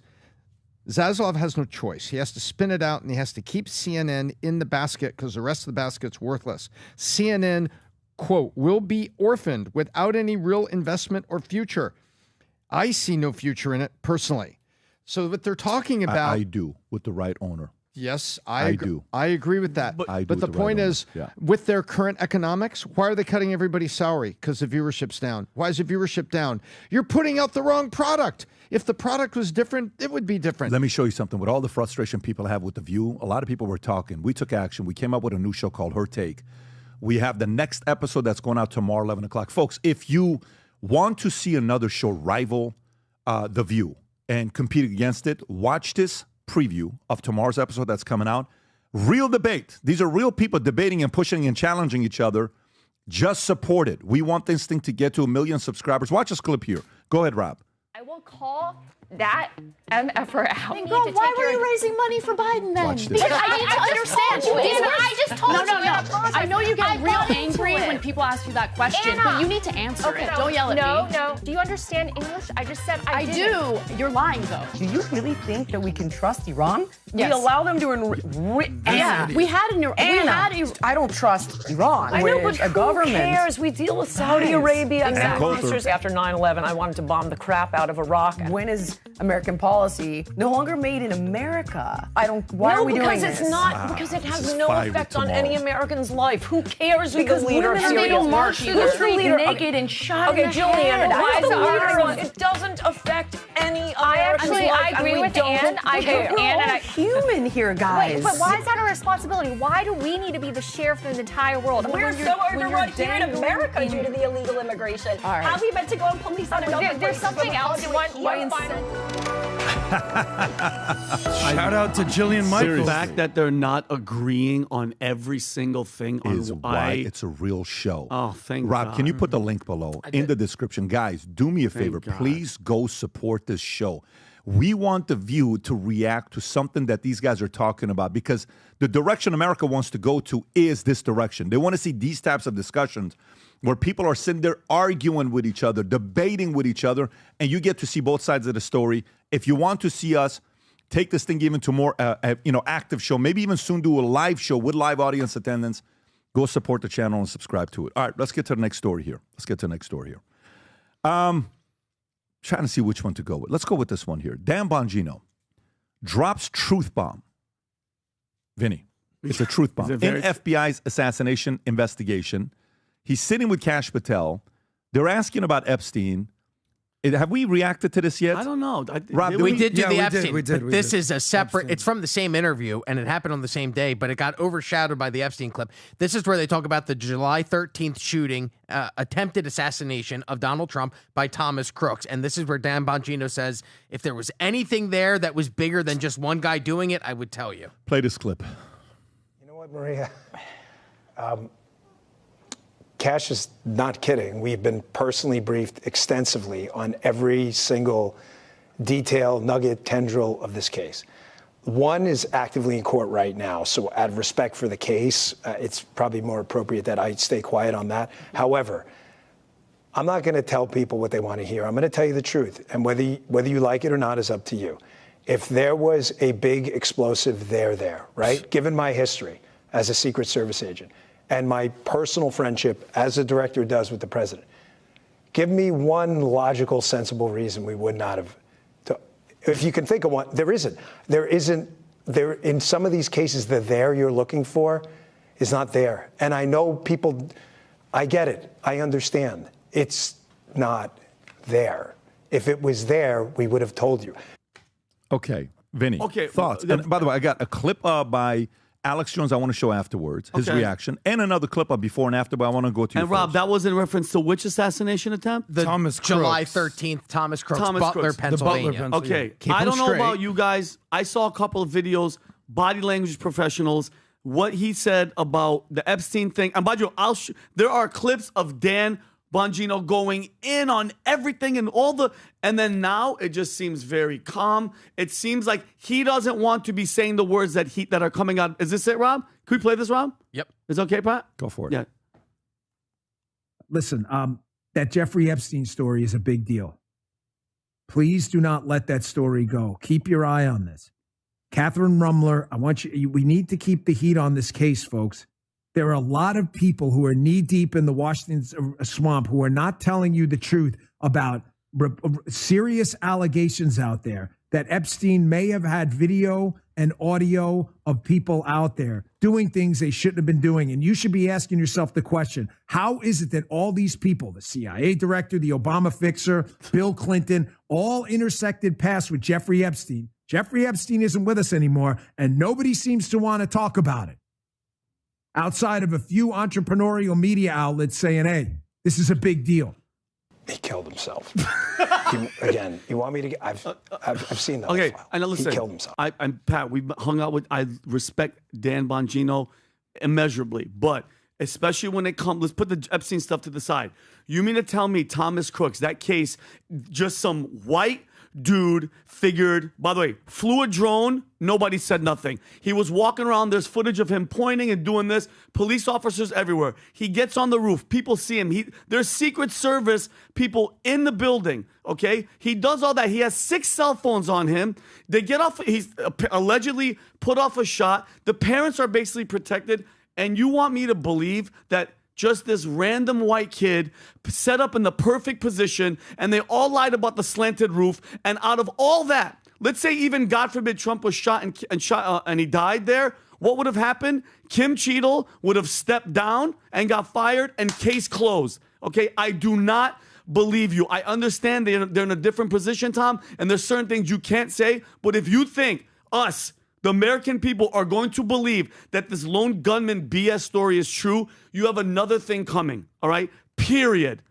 And the Epstein thing, Pat, I don't give a damn. Okay, killed himself, whatever. I don't believe the noise. Who gives a shit? What about the 10,000s of hours of young girls, of children getting raped and whatever? Those people are still walking around. You know what I mean? Mm-hmm. You have the footage. They're still in society, and they're still walking around. So how many more hours are you going to watch while these people walk free? That's what I don't understand. Make a fucking arrest. Give us one person. One. I don't care if it's Bill Gates. I don't care if it's I don't give a shit. I want somebody. Give us somebody. Tom. I agree. I don't need to speculate. You know why? Because Pam Bondi walked up to a microphone and said there are 10,000 or what? Tens of thousands. Tens of thousands of videos and clips, and we have to be careful about the identities. So I'm not out there on with a tin hat crazy train. I listen to Pam Bondi, and I respect Pam Bondi, but I want her to finish up and put some dates and timelines on what she came out and she told us. Yep. Where is this? And I also want to see if there are people there that are... See, I'm not as worried about a congressman that went to Epstein Island and had sex with a girl who was 17, not 19. I worry less about that. I want to know where are the people that were part of the feeder network that are running networks of this, because they were in business and they're probably still in business trafficking kids to God knows where. Yeah. Those are the people that I want stopped, because this was a criminal enterprise. There was a constant flow. Yeah. So I'm not ready to, again, to put on my tin hat and get all freaked out on one thing or the other, or whether a senator did this with somebody or Prince Andrew. They called him Randy Andy. He already had a reputation. There's nothing more to the story of Andrew, is that this guy was an entitled royal who was just basically humping his way around the world. I'm not worried about that. I want to know, where are these children now? And I want to know, where are the people that were trafficking them in? Because that's where it is. Yep, and exactly. And unlike, like Tom, I used to drink. I haven't drank. May 31st is going to be my 2-year mark, right? I have urges, but not like that.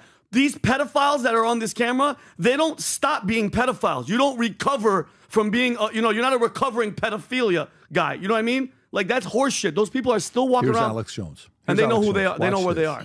Watch this. Tell us, oh, we've closed it. He acted alone. We have the files. If you're going to crap on me or piss on me, don't rub it in and don't tell me it's raining, okay? Please. Can you not, just as a PR issue, will you stop it, Kosh and Bongino? I know, obviously, Dan, nobody's smarter than you. But if you want to go from being very popular to very unpopular and thus hurt Trump as well, just keep going. Keep going, tough guy. Okay, I'm going to stop right there. I'm getting angry. Alex Jones. And it's very insulting to the American people to say Epstein killed himself. No one buys it. It's very insulting to say that brainwashed mind control, classic mind control operative acted alone. Please stop.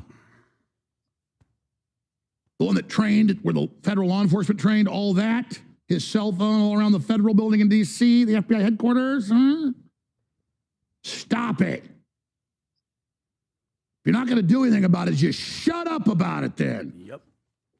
But that's only going to encourage the group inside the government, the faction, to try to kill the big guy again. I'm not trying to create some controversy. Alex Jones turns on Trump, turns on Bongino. It's not that. Please don't insult us anymore. Please, please, please. God, it's like getting up at a dinner party and taking a dump on a plate and telling everybody it's chocolate ice cream. You can pause it right too. That's what Okay, we can. Well, that's what it ends. Adam, isn't your he thoughts? right? Well, look, you might not like what I have to say, Vinny, Tom.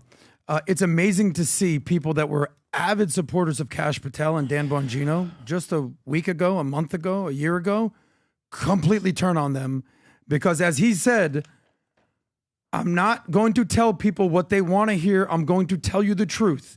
And whether you like it or not, it's up to you. I know people. I get it. I understand it's not there. If I was there, we would have told you. So I'm going to take these people at their word, unless you think they're a liar. Because I had a conversation with somebody that's very in the know, and he goes, sometimes don't rule out sheer incompetence. Don't rule out people just messing up. Sometimes it's not a cover-up, it's just a complete screw-up. Can I ask you? So there is, hold on. Okay. Because I know you just want to talk and not listen. Oh, no, I'm listening a lot. Because sometimes... Wait. Who just said that? Adam. Sometimes incompetence. All right, checking my notes. The world's most underrated mastermind. If you would. So you're saying you believe them? I would say that Epstein. I'm talking specifically about Trump and the Butler situation. Okay, the Butler. Is that not what we're talking about? No, go Butler and then go Epstein. I will do that. Go ahead. Okay. So I know a lot of people want to say, oh, it was the FBI, it was the CIA, they did this. That's the director of the FBI. I think he would know. Now he is. So I think he would know. Okay. So I just find it hilarious that the person that everyone was so in favor of, once they tell you what they know and the truth, and it's not what you want to hear, now you have an issue with them on this particular situation. Who has, and I love you, who do I think has more credibility? Kash Patel, Dan Bongino, or Vinny. Okay. I love you. I know where you're I'm going. going to go with them. Okay, but you're I know missing- you're going to say. No, what am I going to say? You're going to say, well, I don't believe them. No, I don't believe Adam, them. I don't what believe I'm them. saying is, Adam, you I could tend talk to the believe talk. them. You could talk the talk. I'm not Adam. talking anything. Not you. I'm believing them. Not you. I'm saying they can make all the promises. Then, Adam, then once they come in and the tune changes, yeah, we're going to talk shit. Because So you're saying they're compromised? I don't. Hold on. Go ahead. I say don't it. know. I don't know what it is, but you know what I do know, Adam? What do you know? From a ex-military sniper shooting point of view, militant, Secret Service, sloped roof bullshit, none of it makes sense. None of it makes sense. And I understand they have the behind the scenes and all the facts and everything. You can't tell me that Thomas Crooks, with his 6 cell phones and his parents being protected and his apartment being wiped out clean, okay? And all that information, he acted by himself. Adam, because you know what I believe in? Going back to the spirituality is evil. Evil, the left, that party, the deep state, I'm not saying all Democrats, their goal was to kill Trump, plain and simple. And it failed the first time. They did the switcheroo with Kamala. Then Ryan Routh, Mr. Ukraine lover, weird. Ukraine, you think Zelensky and them love Trump? No, they would have loved to have this guy taken out to get the money keep flowing in. Okay, I'm just not naive, Adam. Those two guys look like they've been told to shut the hell up. So they're compromised. They might be compromised, Adam. When it comes to the Epstein thing, my question to you, do you think in this 4 years we're going to find out anything about Epstein or we're going to get any closer to the truth? I hope so. But No, you if might know. there's What do you any- think? If Yeah. there's... Do you think we're going to get anything like from today? Do you want me to answer the question? Yeah, or you want May to ask it and keep 22nd. talking? No, May 22nd till Trump is gone. Anything. I would hope so, but it's also probably doubtful. Because, in my opinion, they don't want certain names who were on that island to come out. And what's the reason they don't want those names to come out? The system I'm will collapse. assuming is those people probably run the world or at the very least run the country. Oh, yeah. Well, Vinny, you're going this way, and you're very clear about what you just said. I don't need to summarize it. And Adam's very clear on that. What I said is they both looked a little bit stiff and a little bit uncomfortable there, but I'm not an expert. I don't know how to read that, but I looked at it and said, God, these guys look a little stiff and uncomfortable. However, my point was, I just want Pam Bondi to finish the sentence she started when she walked to the microphone without speculation. So I'm probably, that's where I'm at. It's like, okay, Pam, then tell us, and then let's go after the criminal enterprise that was trafficking the kids. Can I ask PBD? Because basically what we're saying is the following. Do you believe Kash and Dan Bongino or not? So in my opinion, I actually believe them. Okay. So, because you're basically saying, no, they're not telling me what I think, so now I don't believe them, and there's nothing you can tell me otherwise. Do you think these guys have high credibility? Do you think they've been compromised since they entered office? Dan Bongino said, please don't stop investigating this. If you're running a couple entrepreneurial organizations are the only ones that are talking about it. He specifically said that pre-getting in. His words, right?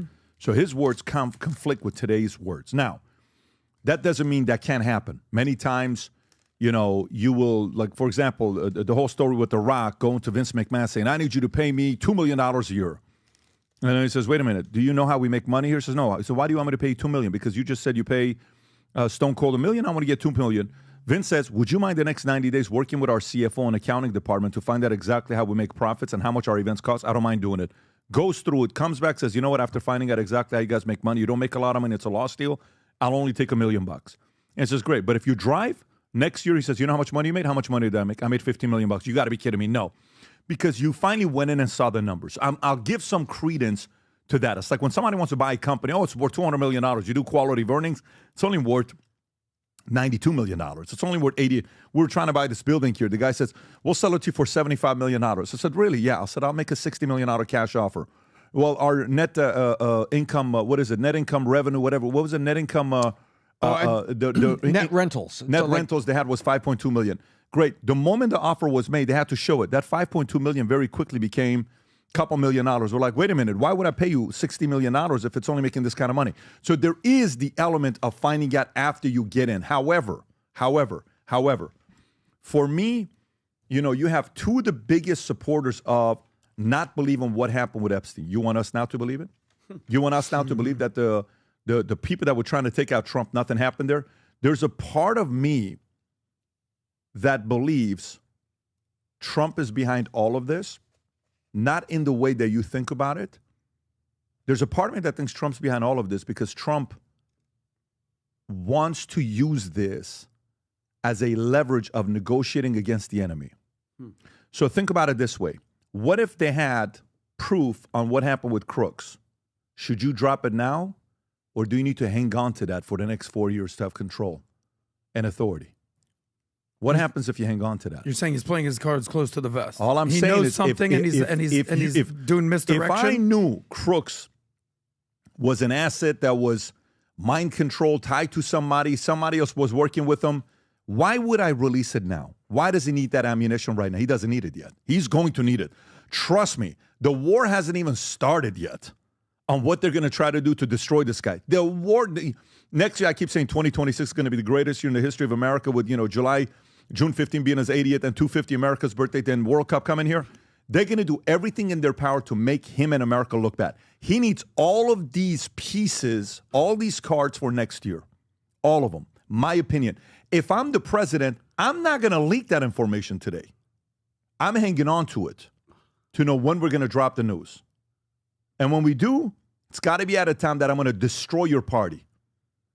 I'm going to make sure the world knows about what you're doing. You best get your act together, or else. You don't think he's capable of talking like that behind closed doors? So to me, all I'm thinking about is that. Right now, he's saying, guys, delay, because I'm going to need this stuff the next 3 years. Mm-hmm. Delay all of it. I'm going to need it the next 3 years. Because shit's going to get nasty the next 3 years. It's going to. But can I respond real quick? Yeah. I think the way you think is incredible, and that's admirable, because a lot of people don't think that. Like, you're already, like, you wrote a book, your next 5 moves. You're thinking 5, 10, 15 moves ahead, and Trump would be doing that in this regard. He's for sure thinking like that. So my only counter argument would be, then why come out and make a statement that he didn't do it? All you would have to say is, it's still under investigation, and we'll get back to you. No, because what this does is this stops it. It's like, done, go. Yeah. But now we're talking about it. But you know, my thing is, guys, and you know what you could do later on? You could say, you want to believe what you just got.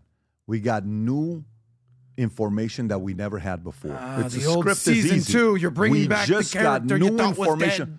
These are professional communicators. This is not a regular, like, these guys that do this job, you have to learn how to do this. The enemy's watching every single one of your moves. Remember, we have freedom of speech. China does not. Iran does not. Russia does not. We have freedom of speech. What is the benefit of not having freedom of speech? Your enemy is not able to see what you're doing. What is the benefit of having freedom of speech? You can't silence people that want to say stuff like we're saying right now. If we had no freedom of speech, we can't even say what we just said right now. Yeah. Because somebody, well, listen, these guys are Trumpsters. This is not a good look. We're not sitting here saying we agree. Yeah. So it's not. This is the part where the audience is kind of like, so what are you guys? Are you for it or are you not for it? No, look, we voted for certain things we want to know. But having said that, Vinny, I still understand the idea of knowing, keeping a card because you know they're going to try to destroy you. I get that, but I'm not comfortable with any leverage, any negotiations with kids being raped. Like, if the information is there, those kids deserve justice now. If it's a leverage tool with Trump and he's biding his time, I am 1,000% not comfortable with that. Biding and waiting and like saving it. I understand it's a tactic move and he's trying to save it for the end game, but we're talking about kids that are on camera getting raped and they have it, and it's I am 1,000% against that if that's the case. There is a reason why when you choose to become the leader of the free world, there's only 46 people that have been able to do it. It's not a job for everybody. Okay? Mm-hmm. When you get that job, it's very easy for everybody to act emotionally about everything you're not cut out to be a president. You're too emotional to be a president. Make sense? The job isn't for everybody. Are you talking to Vinny on that Oh, one? I would be horrible. No. I love America, but I'd have a heart attack in 2 weeks. Vinny is a guy you go to war and you say, go kill everybody. That's the bad guy. That's Vinny. Vinny will get the job Guys, done, right? metaphorically speaking, Yeah, of course. of course. But all I'm saying is to be a president, you know, it's kind of like this. How do you do with blood? Meaning what? Could you be a heart surgeon? Yeah, for sure. Are you a Doesn't blood bother or you. Blood doesn't bother me. You can cut skin, open up, do 100%. stuff. Doesn't do anything Doesn't for do you. anything for me. Do you remember when you were in boot camp and you had to give IV to somebody else? Yeah. Okay. How many people passed that when they had to give IVs? A lot of people were just. That would have been me. Big guys That would've been would me. pass out. Like Yeah. you have to give IV to another guy. Yeah. There were linebackers that were passing out left and right. But what happened before they went in? Oh, it's going to do nothing for me, dog. I'm going to be the one to do dog. I'm going to be tough guy. And I was like, oh, That's a shit. no for me, the dog. gangster just passed out. Yeah. What happened to the gangster? No. There is talking, and then there's you go in, and you see the blood, and the average person can't handle it. And then the surgeon just cuts. Boom. Boom. Can you give me this? Boom, boom, boom. And so what happened today? So can you give me that? Boom. Can you take this heart over here? Put it here. Boom. Okay, boom. Let me see this. Boom. Only 1% of people can do that job. Less than 1%. To be a president, it's not 1%. It's less than 0.000000001% can do the job. And to be able to do that job, you have to be able to see blood, chaos, travesty, nasty, bunch of stuff, and you not being emotional to go out and react like an emotional human being. It's not the job for everybody. I understand what you're saying. It's a very noble way of viewing it. I am right there with you. We're together when something happens with the kids. Oh. We react in the same exact way. Yep.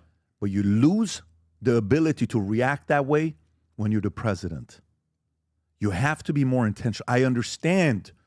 No, less than 1% of people are going to agree with what I'm saying right now. Mm-hmm. Trust me. They're going to be like, this is the part that I'm going to side with Vinny. I get it. Me too. Even though I'm debating, I'm siding. Yeah. But you have to understand, this is a very, very difficult job. And there's some phases of this job that you have to be what? Do you know what it is?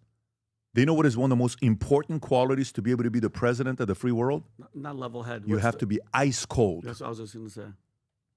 You have to be ice cold. Measured's the word. You have to be ice cold. Ice cold. To see what they did. They did that? Mm-hmm. Is this what they're doing? Okay, no problem. We'll never forget this. But let me tell you what we got going on. When is that event coming up? In 7 months. In 7 months, we're going to do this, and put it in front of their faces so everybody sees it, but hang on till the 7 months. Hang on till the 7 months. That speech that Trump showed today in front of South Africa, yesterday he showed. How long has that been going on? Long time. How come he didn't show it earlier? How come he just showed it now? He's known about this. Is that a bad person? You have to wait till timing. You have to wait till timing to take somebody out. I watched a movie many years ago by the actor, what's his name? The guy that played 300. What is the guy's name? Gerard Butler. Yeah, he played a movie of a guy that I believe killed his daughter. Oh, man. He kills his daughter. Oh, man. And this is a regular guy that goes out there and prepares for his vengeance. Damn it. 4 years. This one? Yeah, Law-abiding citizen? I don't know if it's that one or not. No, it's not. Gerard Butler. Gerard Butler. Was Jennifer Aniston in it? So he prepares for this movie, Revenge. Just type in Revenge movie. Gerard Butler, Revenge movie. I think it was him. So he does I don't know if that's that. So maybe it wasn't Gerard Butler.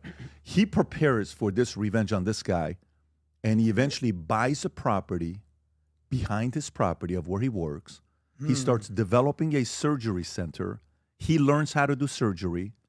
Then eventually he befriends this guy, brings him in, sets him in there, drinks something, passes out, is laying on the bed, wakes him up to stay awake so he doesn't fall asleep, gives him a medicine, and he conducts surgery while he's alive, feeling everything with the pain, saying, this is what you did to my daughter. Jesus. That took 10 years.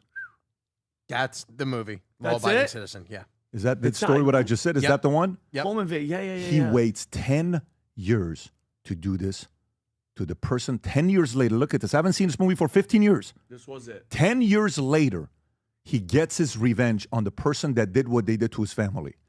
How soon do you want it? Do you think this guy wanted to kill the guy that killed his wife and daughter? How soon? Right Tomorrow. Yeah. But this is the way to do it. This is the way to do it. And to be that ice cold and patient, it's not for everybody. The irrational, emotional person, is not capable of running the free world. It's not for everybody. It's a very tough job. And I understand where he's at. I don't understand what Bongino and Cash and some of these other guys are at. I respect these guys. They're formidable guys in the space, and hopefully they'll come through and do their part. But I know where he's at, and he doesn't have a job that's for everybody. It's my position. I'll go to the next one. All right. Ron DeSantis. Can we talk about this? Yeah. Ron DeSantis. This is from The Guardian. Fall from grace. He's completely crashed to the ground. Okay, so let's go over here. Crash to the ground. Rob, do you have a video on this, or what is it? I do, and this is regarding the Hope, Florida investigation into Ron DeSantis. What is that, by the way? It says it here as well.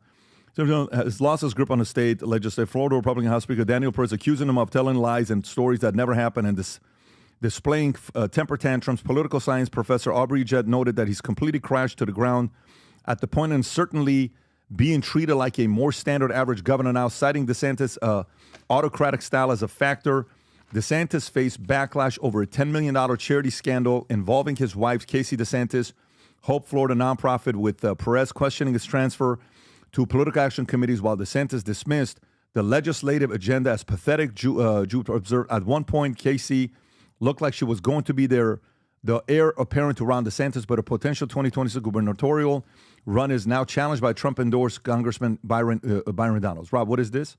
This is Governor DeSantis. I believe this was yesterday when he signed the Stop Swatting bill here in the state of Florida to ban swatting incidents where, the SWAT teams are called to your house under fake premises and they break in your home. And this is where he discusses the Hope, Florida investigation into he and his wife. The $10 million. He discusses it? Yes, he actually calls out the guy who is opening the investigation. Go for it. Just understand what's going on here, because I think you guys kind of twist and try to create narratives. Rob, I can't hear. I can't hear Rob. It's his mic. It's the guy's mic. It's Ron's mic. And he has a political agenda to try to smear Hope, Florida, to try to smear people associated with the administration. Even my wife, who's done a great job for this state, by the way, not just on Hope, Florida. Not just on Hope, Florida, saving taxpayers $100 million, getting 30,000 people off means-tested welfare. Show me someone else in this country that has been able to do that. Not just that, the Cancer Initiative and the Collaborative and the Innovation Fund. She obviously has experience with that. Also, she led the effort on school mental health. She worked with people like Ryan Petty and all this. You know how much she's ever gotten from anything she's ever done? Not one red cent. Not one. She has led an initiative to help people, and you have one jackass in the legislature, I'm sorry, it's true, who's trying to smear her, smear good people. And just understand what happened. He took documents and he dropped them in a prosecutor's office. That is not an organic investigation. That's a manufactured political operation. That's all this is. Somebody with an agenda dropped off documents, and that's all that custodian of records said. There is no basis to do an investigation on these facts. Everybody knows it. Everybody knows that this is political. And I can tell you, she is more determined than ever to make a difference in the lives with Hope Florida. I'm more committed to Hope Florida than I've ever been. And I think that I'm used to. Okay, Tom, what do you think is going on here? DeSantis. Well, there's definitely political stuff going back and forth. And I think the guy that he referred to as a jackass, he's talking about the Republican House Speaker, Daniel Perez. I think so, because Perez says he said to the media that he accused DeSantis of, quote, telling lies and stories that never happened and having, quote, temper tantrums, unquote. So that's from Daniel Perez. So I have not seen this particular clip. In the research I did for this story, I didn't see that. And I had thought he was more quiet than that. But that was a full-blown defense that you just saw right there.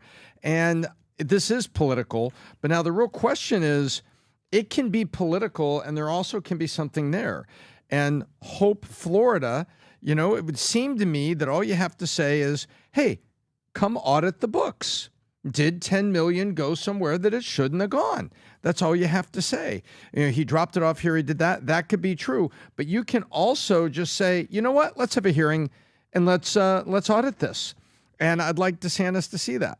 Now, the other side of it is the guy who said he's completely crashed the ground. That's a political science professor saying that. And that's that's a pundit observation from the outside. So I don't know, but it sure seems like a lot of people are ticked off, including DeSantis. And if there's nothing to this, have a hearing, open the books, and clear it up. Who runs Hope Florida Foundation? I thought that is Casey DeSantis established it, and she's on the board along with, as you would imagine, people that have worked with and for the gubernatorial campaigns. The foundation was established in August 2023. The Hope Foundation, nonprofit affiliated with Florida's First Lady Casey DeSantis, is overseen by a board of directors. As seen, 2025 board includes Joshua Hay, president, Fatima Perez, Tina Vidal-Dort, Stephanie White, Wendy Nissan. In 2025, the foundation faced scrutiny over $10 million donation received from a Medicaid settlement with Centenine Corporation. The funds were subsequently distributed to two nonprofits, which then contributed to political committees opposing a marijuana legislation ballot measure, a cause Governor DeSantis opposed. Amid the controversy, several leadership changes occurred. Eric Dellenbeck, who had been serving as the executive director of Hope Florida program, resigned from its position. May 2025 board members Mohammed Jazil and Jake Farmer also resigned from the foundation. The foundation's leadership acknowledged opposing these developments have prompted ongoing investigations.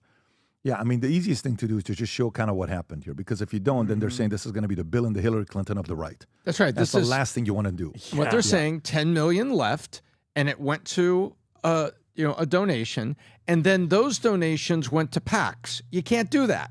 You're bouncing the money. You see what I mean? It's like if I gave you $5 million, and I said, "Oh, I just paid Vinny a consulting fee for 2 years for media and other things like that," and then you turned around and donated that to a PAC that was supporting something that, and I'm screaming about education in schools, and you gave it to a PAC that's putting money out there for education in schools. That's not you good. see that? Conflict of interest. Yeah. Well, and it also it's the way money, this is what we've talked about Ukraine. Yeah. Money goes Money to Ukraine laundering. and it comes back into U.S. PACs, or it comes back into U.S. defense contractors that then really like Senator Oshana for some reason. Vote for me. And but that's here's it, the part, then just though. show it and say that's not what happened, If guys. there's a guy that knows you're going to get caught with this, It's him. wasn't he a lawyer in the military? He was a JAG. Wasn't He was he a JAG lawyer. Yep.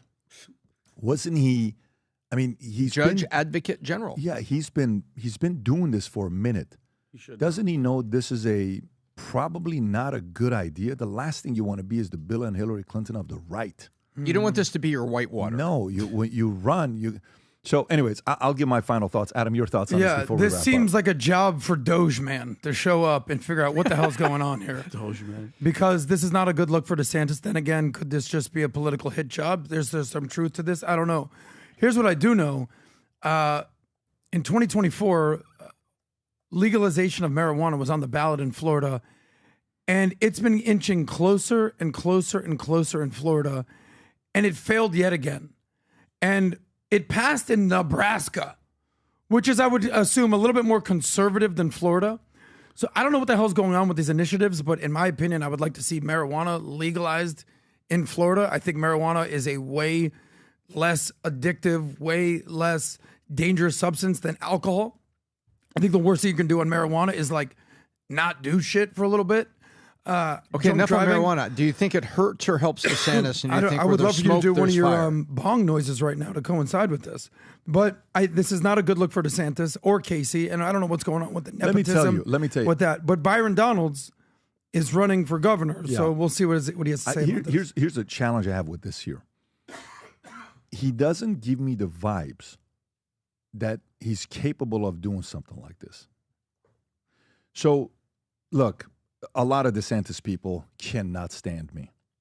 They cannot stand me because they blame me for the end of his campaign. And the last day his campaign was, we came on your podcast and, everybody talked about the shoe gate and all boot gate and all this stuff. And you're the one that did this. Okay, I got it. Trust me, I get it till today. DeSantis people walk up to me and we talk and all this other stuff. I said, don't blame his lack of marketing on me. One podcast, okay? He made very bad moves when it comes down to marketing. Yep. But as much as I see that, as a terrible marketer, I don't see the guy doing something like this. I don't see him as a criminal. I don't see him as doing anything like this. Now, let me give you the other part that is a problem sometimes, which is why I prefer people who have been in business and have made money that eventually have high-level positions that they're running states. You know why I like that? Because when you run a business, you've gone through plenty of lawsuits and you've had issues and you've made money and you're not tempted to, for $100,000 or $500,000 or $5 million or $2 million, you know, you're like, whatever. I don't need any of that stuff. I've already made the money. I don't need the money from you, right? It allows you to be a little bit free. But sometimes when you're in moments like this, how many parties do you think he's gone to where he's around rich people? So many. All of them. All of them. And how many times do you think he comes home with his wife and is like, you know what? When are we going to have some money? You know what? Why don't we do this? Everybody else does this. Why don't we do it? You know, so they're doing this. How about we make some money? It's about time with all the service that we make some money here. And I don't even know how they made money here. How's the money made here, Tom? What does this do? Like, can we find out what her salary is with Hope Florida Initiative? Kickbacks, that's always the issue with nonprofits is salary and then getting paid to speak. Yeah, what is Casey DeSantis's income from Hope? It should be public, right? From Hope, what is it called? Hope, Florida. What is it called? Hope. What? Give me the name. Hope, Florida. Hope, Florida. Oh, it's not telling you. Does it show you what her salary is? It says First Lady Casey DeSantis does not receive a salary from the Hope Florida Foundation. That's what I'm saying. Look, I spent some time with him and 3-4 hours just to watch how she is. They don't give me the vibe that they're doing this. They give me the vibe that they love America. They give me the vibe that they're very ambitious. They give me the vibe that he's a very good fighter, that he fights. He's just not as good of a marketer and stage guy as Trump is. He's not. And by the way, this could also be some of the people that are wanting more Byron Donalds than him to win. This could be a very simple, little thing that you throw in there that, adds that House to him. House of Cards. It's just they're talking about it. Yeah. People are talking about it. There's no reason to shoot at him politically because there's just going to be term Tom, limit. This works though. I know it does, but Casey can't run because this goes with her, and they want Casey to run. And by the way, I'm not even a fan of Casey running. I'm not even like I see that angle. So they neutralize. Yeah, they're trying to eliminate her running. It's actually a good strategy, but it's deceptive and dark.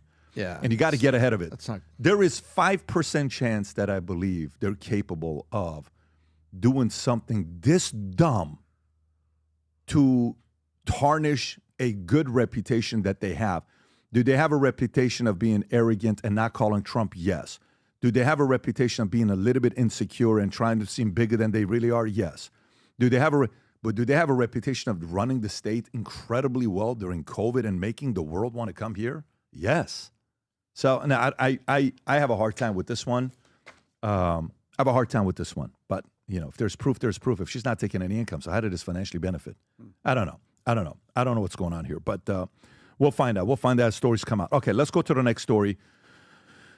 California, we haven't forgotten about you guys. Every time we don't do stories about California, people in California get upset. Let us do a story for you guys to excite you a little bit. State Farm not satisfied with the 17% rate hike in California. They're asking for nearly 30%. And California politicians are not going to be okay with this, but Tom's got an opinion on this. So the 17% hike, California homeowners plans to request an additional 11% to get nearly to 30%. San Francisco Chronicle reported a week after securing approval to raise home insurance rates by 17%. State Farm General revealed plans to ask regulations for an additional 11% following an emergency approval by Commissioner Ricardo Lara due to recent LA fires. California wildfire victims criticized State Farm for lowballing damage estimates. A practice Senator Josh Hawley said the company has been accused of in other U.S. disasters. Despite this, Lara granted the 17% hike effective June, though State Farm originally sought 30% increase in June 2024. Tom. Well, the story won't die. And the reason it won't die is because the problem can't die easy, and it won't die easy. And so State Farm is saying, I need more money to run my company effectively and provide coverage in California. And I think State Farm was frustrated that they didn't get the increase they wanted, but they saw the backlash. They saw what's going on in the media. They saw that the people that were surveyed was like, hell no, I don't want to be put on FAIR Plan by accident. So it's like, Pat, you and I could own houses in Malibu and get forced on the FAIR Plan. Now we have no choice. And we're like, wait, we don't want to be on FAIR Plan. Sorry, dude, you get FAIR Plan, which has a cap, remember? Cap of $3 million to $3.5 million. And I think it's being raised to $4 million of coverage for your house. So, Vinny, if you're forced to go on FAIR Plan and you have a $10 million house in Malibu, guess what happens? Burns to the ground, you get $4 million, $3 million from FAIR Plan, and the rest you eat because you're rich and you can afford it. Oh, my God. Well, there's a lot of people that are frustrated by that. And so I think State Farm read the tea leaves and said, you know, if we leave California, Newsom and everybody here have got more trouble. And let's face it, State Farm wants to operate at a profit, but they have paid out record amount of dollars. Now, to Josh Hawley's point, have those payouts been fair for each and every policyholder? Like, did you needed 400 for your house and they said, here's 360, take it or leave it, and you had to eat the 40. You know, that happens a lot with adjusters. But this is State Farm saying, look, you want me to, there's a little bit of State Farm can do this at gunpoint now, and there's a little bit of California kind of screwed this thing up. And then and now you've got this playing out. This wouldn't be happening if California had good management of the infrastructure systems, of the water systems or reservoir systems, a well vetted and well equipped fire department. They would have been ready for this. Would the wind, you know, driving those fires still have caused tremendous damage? Yes, but would have been tremendously less, and you wouldn't have State Farm on the brink of leaving the state, which puts all these people in a pinch. So, you know what? I'd love to see, you know, because I have sat down with people that have brought me business plans. So has Pat. I'd love Gavin Newsom to sit down and say, look, you've got aspirations to run on a national stage, but what's your business plan for California? How do you make this work? Take me through the plan. How do you deal with the big three in California, which right now is border, you know, homelessness, insurance? Those are like the three that are bouncing around regardless of who you survey. I'd love to see Gavin Newsom sit down with somebody and talk about, what are you going to do? And, you know, set aside some of your hand gestures and stuff and just sit down and say, here's the fix for insurance in California. Because I got a lot of friends that still live there that are asking that exact question. Adam. So it really sucks to live in California from a math perspective. I get it that there's mountains and there's beaches and you can ski and surf on the safe day, but to live and to afford California, show me how the math is mathing on this one, guys. Here's just some quick numbers for you. The median household income for America is $80,000. The median household income in California is $90,000. Okay, so it's a $10,000 difference. Now, let's talk about home ownership. The average home ownership in America is between $400,000 and $500,000. So, if you're looking at a home in California, that's going to cost you between $800,000 and $900,000. So it's almost double the price of a house in the rest of America, but the average income is 20% more. How the hell do you afford to live in California? What opinion do you have specific about this? So now you own this house, and now you can barely afford it. So now you have to pay 30% premium on insurance that you didn't necessarily account for. So this is just a math issue. You know what this reminds me of? Is almost like the reverse COVID thing. Yeah, but let me ask you this, though. But here's the question, though. You're the governor of Florida. You're the governor of California. Sure. All right, here we go. I'm State Farm. And I tell you, hey, Gavin, respectfully, if we can't go to 30%, I'm at a loss. My board is not going to let me stay here. I have to leave the state, and I'm going to have to give you 12 months. Yep. So I can't afford to pay all these fire stuff that just happened, and I can't comfortably stay here. It's costing the company a lot of money, and it's making it very challenging. So what can we do here? Well, is State Farm the only option? They have a few options, but they've lost a lot of options. Who else have we lost? You want to know how many? They've lost a handful of options. Okay. A lot of options. But you already know you have a homeowner's insurance problem in the state of California. Yeah, exactly. So, you know, what business are we in? We're the insurance business, but not only in the insurance business, we're in the brokerage business, right? So what happens when only one carrier is the only option? Well, you're going to get screwed because you only have one option. Yeah. One of the best things in life is having options. So you work through a wholesaler or a BGA or an agency. Okay, so right here, let me just and tell says you have 10 different options. In They're 2022, Allstate paused sales of new homeowners insurance in California due to wildfire risk and higher operational costs. This is 2022 before the fire. Farmers Insurance Group began limiting coverage in California in 2023, and one of its subsidiaries, Farmers Direct Property and Casualty Company, withdrew from the state entirely later that year. Nationwide, a company informed California in 2023 that it would stop renewing all of its homeowners insurance policies in the state by June of 2025. Next month, Chubb announced in 2021 it would significantly reduce homeowners coverage in California, pointing to wildfire risk. Hartford stopped writing new homeowners insurance policies early 2024. This is a year ago. American National announced in 2023 would stop offering homeowners insurance policies in California. Travelers announced it would not renew homeowners insurance policies for thousands of California properties in 2022 and 2023 due to wildfire risk. This is all before the big fire that happened in Malibu, Palos Verdes. So your options, they're all leaving. Exactly. So what do you do? You're the governor. So listen, what's the basic premise of economics? Supply and demand. Demand is super high because you need homeowners insurance because, fires are burning down your house. And the supply is completely limited. So who gets screwed here? The average person that just wants a house. How the hell can they afford it? That was my initial point, is that the homeownership already costs so much. You haven't answered my question. I get your argument. What do you do if you're Newsom Tom, what do you do if you're Newsom in this situation? Gavin Newsom, I ask you publicly, we're doing the interview, similar to the way Megyn Kelly did with Jake Tapper. You ask the question. State Farm goes to 17. They're still at a loss, okay? They are still at a loss. If you don't take them to 30, they're shutting down like Nationwide, like Farmers, like Allstate, like others. What are you going to do, Governor? If I'm Newsom, this is not a politically good answer, but this is what he has to say. And I'm not going to imitate him. You can do that, Vinny. But he's got to say, there's going to be some short-term pain because I got to give State Farm the rate increase. And I'm meeting with all the insurance companies, and I'm talking about a multi-billion-dollar plan for forestry management and reservoir management. And I'm putting these things in place in these bordered areas so that we can reduce the risk of loss when wildfires happen. And I'm putting pressure on PG&E for more active forestry management in the smaller communities, like where they had those wildfires and entire communities of 4,000 homes were wiped out. So I have to put it in two sides. California, we're going to have pain, but because I got to authorize this. Otherwise, you don't have carriers to offer it. I'm going to talk to the other carriers, and I'm going to show them what California is doing with active programs to reduce the risk of loss, because wildfires will happen, but we can have reservoirs, we can have more fire teams, we can have response rates that are going to be there to react to it so it reduce the loss. Okay. That's if I'm governor, that's what I have to do, and I got to sit down with travelers and say, will you at least renew? So now I'm going to turn around with the question with Gavin Newsom, and you're the governor. I'm going to say that's a great answer, and that's fair. But let me show you this other thing here. This is as of 10 months ago.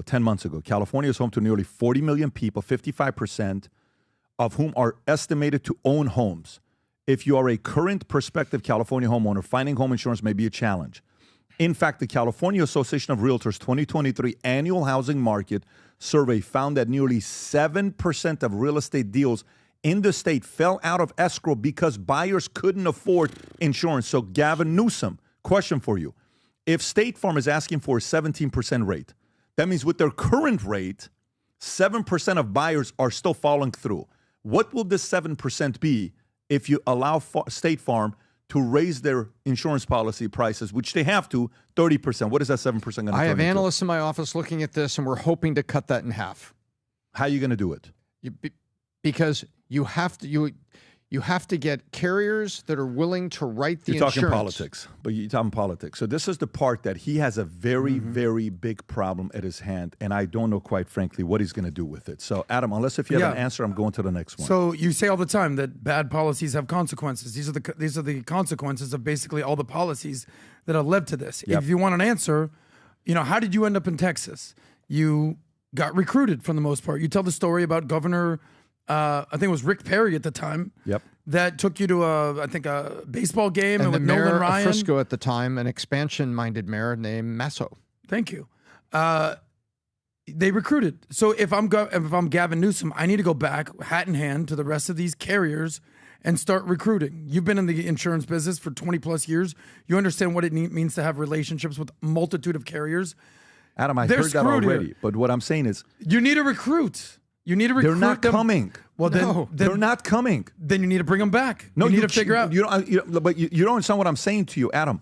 On one end, if you don't allow the insurance company to raise their rates 30%, they're leaving. On the other end, if you allow them to increase the rates of going up 30% for them to be profitable, if you do that, homeowners are not buying houses. This is a double-edged sword for the state of California that is not going to be addressed that quickly. This is not going to be addressed. This is a travesty. This is catastrophic. This is not something small. This is 20 years in the making. This is not something. This is what I'm going to. And guys, I don't mean to push you guys around and what I'm trying to get to is there is no answer to this right now. What would you do?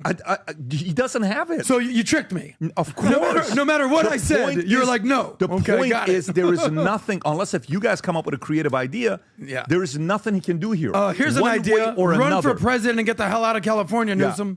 But do you know what the real answer is here? Do you know what the real answer is here? What is if you have to choose between the two pills, which one do you take? Allow the insurance companies to raise the rates, or now that 7% becomes 20% of people are not buying their homes because they can't afford homeowners insurance. Which of those two pills do you take? You got to raise the rates. You got to raise the rates. You got to raise the rates. Because guess what? You know why you got to raise the rates? Because I'm not buying a house if I don't have insurance, because I don't think you're taking care of the fire stuff anytime soon. Nope. I don't know if you're taking care of the earthquakes anytime soon. Why would I buy a home without a homeowner's insurance? I'm not going to be doing that. There's a name for it they call, right? What do they call it? The people that free ball? What was Fair it? plan? No. There's a name for people that care. go. Oh, they're without just free any balling insurance. it. Yeah, they're free balling it. There was a name for it. They don't even do fair or anything. There's a term they use in California. No. There's a term they use in California for those who go without having homeowners insurance. There's a term they use. I don't know what the term is called. Uninsured homeowners. There's a term for it. They're just rolling the dice. No, there's man. a term they use. Anyways, dice. okay. So that's California. Why the hell would you buy a house at this point? Let me go to the next story here about what President Trump did. Rob, what page is the one with the Golden Dome? What page is the one with the Golden Dome? I don't know if we have it here or not. Golden Dome is page 4. All right, let's go through Golden Dome. Obviously, dude, Adam, Vinny, and Tom had strong opinions about this. Trump unveils ambitious and expensive plans for Golden Dome, Vinny, missile defense. So this is what Israel had, but I love the way he did this deal. I absolutely love the way he did this deal. Rob, please play the clip. I'm pleased to announce that we have officially selected an architecture for this state-of-the-art system that will deploy next-generation technologies across the land, sea, and space, including space-based sensors and interceptors. And Canada has called us, and they want to be a part of it. So we'll be talking to them. They want to have protection also. So as usual, we help Canada do the best we can. This design for the Golden Dome will integrate with our existing defense capabilities and should be fully operational before the end of my term. So we'll have it done in about 3 years. Once fully constructed, the Golden Dome will be capable of intercepting missiles even if they are launched from other sides of the world and even if they are launched from space. And we will have the best system ever built. As you know, we helped Israel with theirs, and it was very successful. And now we have technology that's even far advanced from that, but including hypersonic missiles, ballistic missiles, and advanced cruise missiles. All of them will be knocked out of the air. We will truly be completing the job that President Reagan started 40 years ago, forever ending the missile threat to the American homeland, and the success rate is very close to 100%, which is incredible when you think of it. You're shooting bullets out of the air. I'm also pleased to report that the One Big Beautiful Bill will include $25 billion for the Golden Dome to help construction get underway. That's the initial sort of a down deposit. And we have probably, you're talking about, General, we're talking about $175 billion total cost of this when it's completed. Okay. So, Tom, thoughts on this? Well, there was a comment. First of all, I like it. We have to do this. And if anybody has seen what the Iron Dome has done to protect the citizens of Israel who have all these rocket attacks coming at them and what they've done and how they've been protecting it, you can see these are the kind of defense systems that work. And thank goodness that they exist. And now we're just talking about taking it to next generation. Next generation. And by the way, I love the quote. Now, it's not that I love the quote like I like the quote. It was very ironic quote from the foreign ministry spokesperson of China, Mao Ning, who goes by Mao. Gee, that's appropriate. He said, quote, the U.S., by putting itself first and being obsessed with pursuing absolute security. Yeah, we're protecting our citizens, right? He continues, this violates the principle and diminishes the security for all and undermines global strategic balance and stability. Wait a minute. It doesn't undermine balance. It helps ensure balance because you're trying to build stuff like this. You're investing in it. China is saying this. You're undermining the balance. Yeah, the balance with your thumb on the scale, Mao, and the underlying global stability. No, you're undermining stability. We're bringing stability back because when the Pershing missiles were threatened to go to Germany, the Berlin Wall came down. There's a lot of things that came before Reagan's speech. Reagan's speech was tremendous. And it was a challenge, but guess what? It brought stability and balance into Europe. And this brings security to the U.S. People can talk about, oh, well, it's unproven technology. Well, that's what the money is for, is to go do it. But it's pretty comical to have Mao from China saying, oh, the U.S. putting itself first and being obsessed is with the personal security of its citizen is undermining global balance and stability. That statement alone says a lot about their motives and concerns. Oh my gosh! Oh, that nothing is to such see a here. Revealing insecurity and concern of ways they'd want to attack. Adam, you've been to Israel many times. Oh yeah. And have you ever been there where there's an attack and seen what happens with the dome? Yeah. Okay, what does it look like? But actually, I'm not saying this is like I've experienced it all. It happens all the time. Rob, look at what I just sent you. These are just typical. This is my buddy who's in Israel as we speak.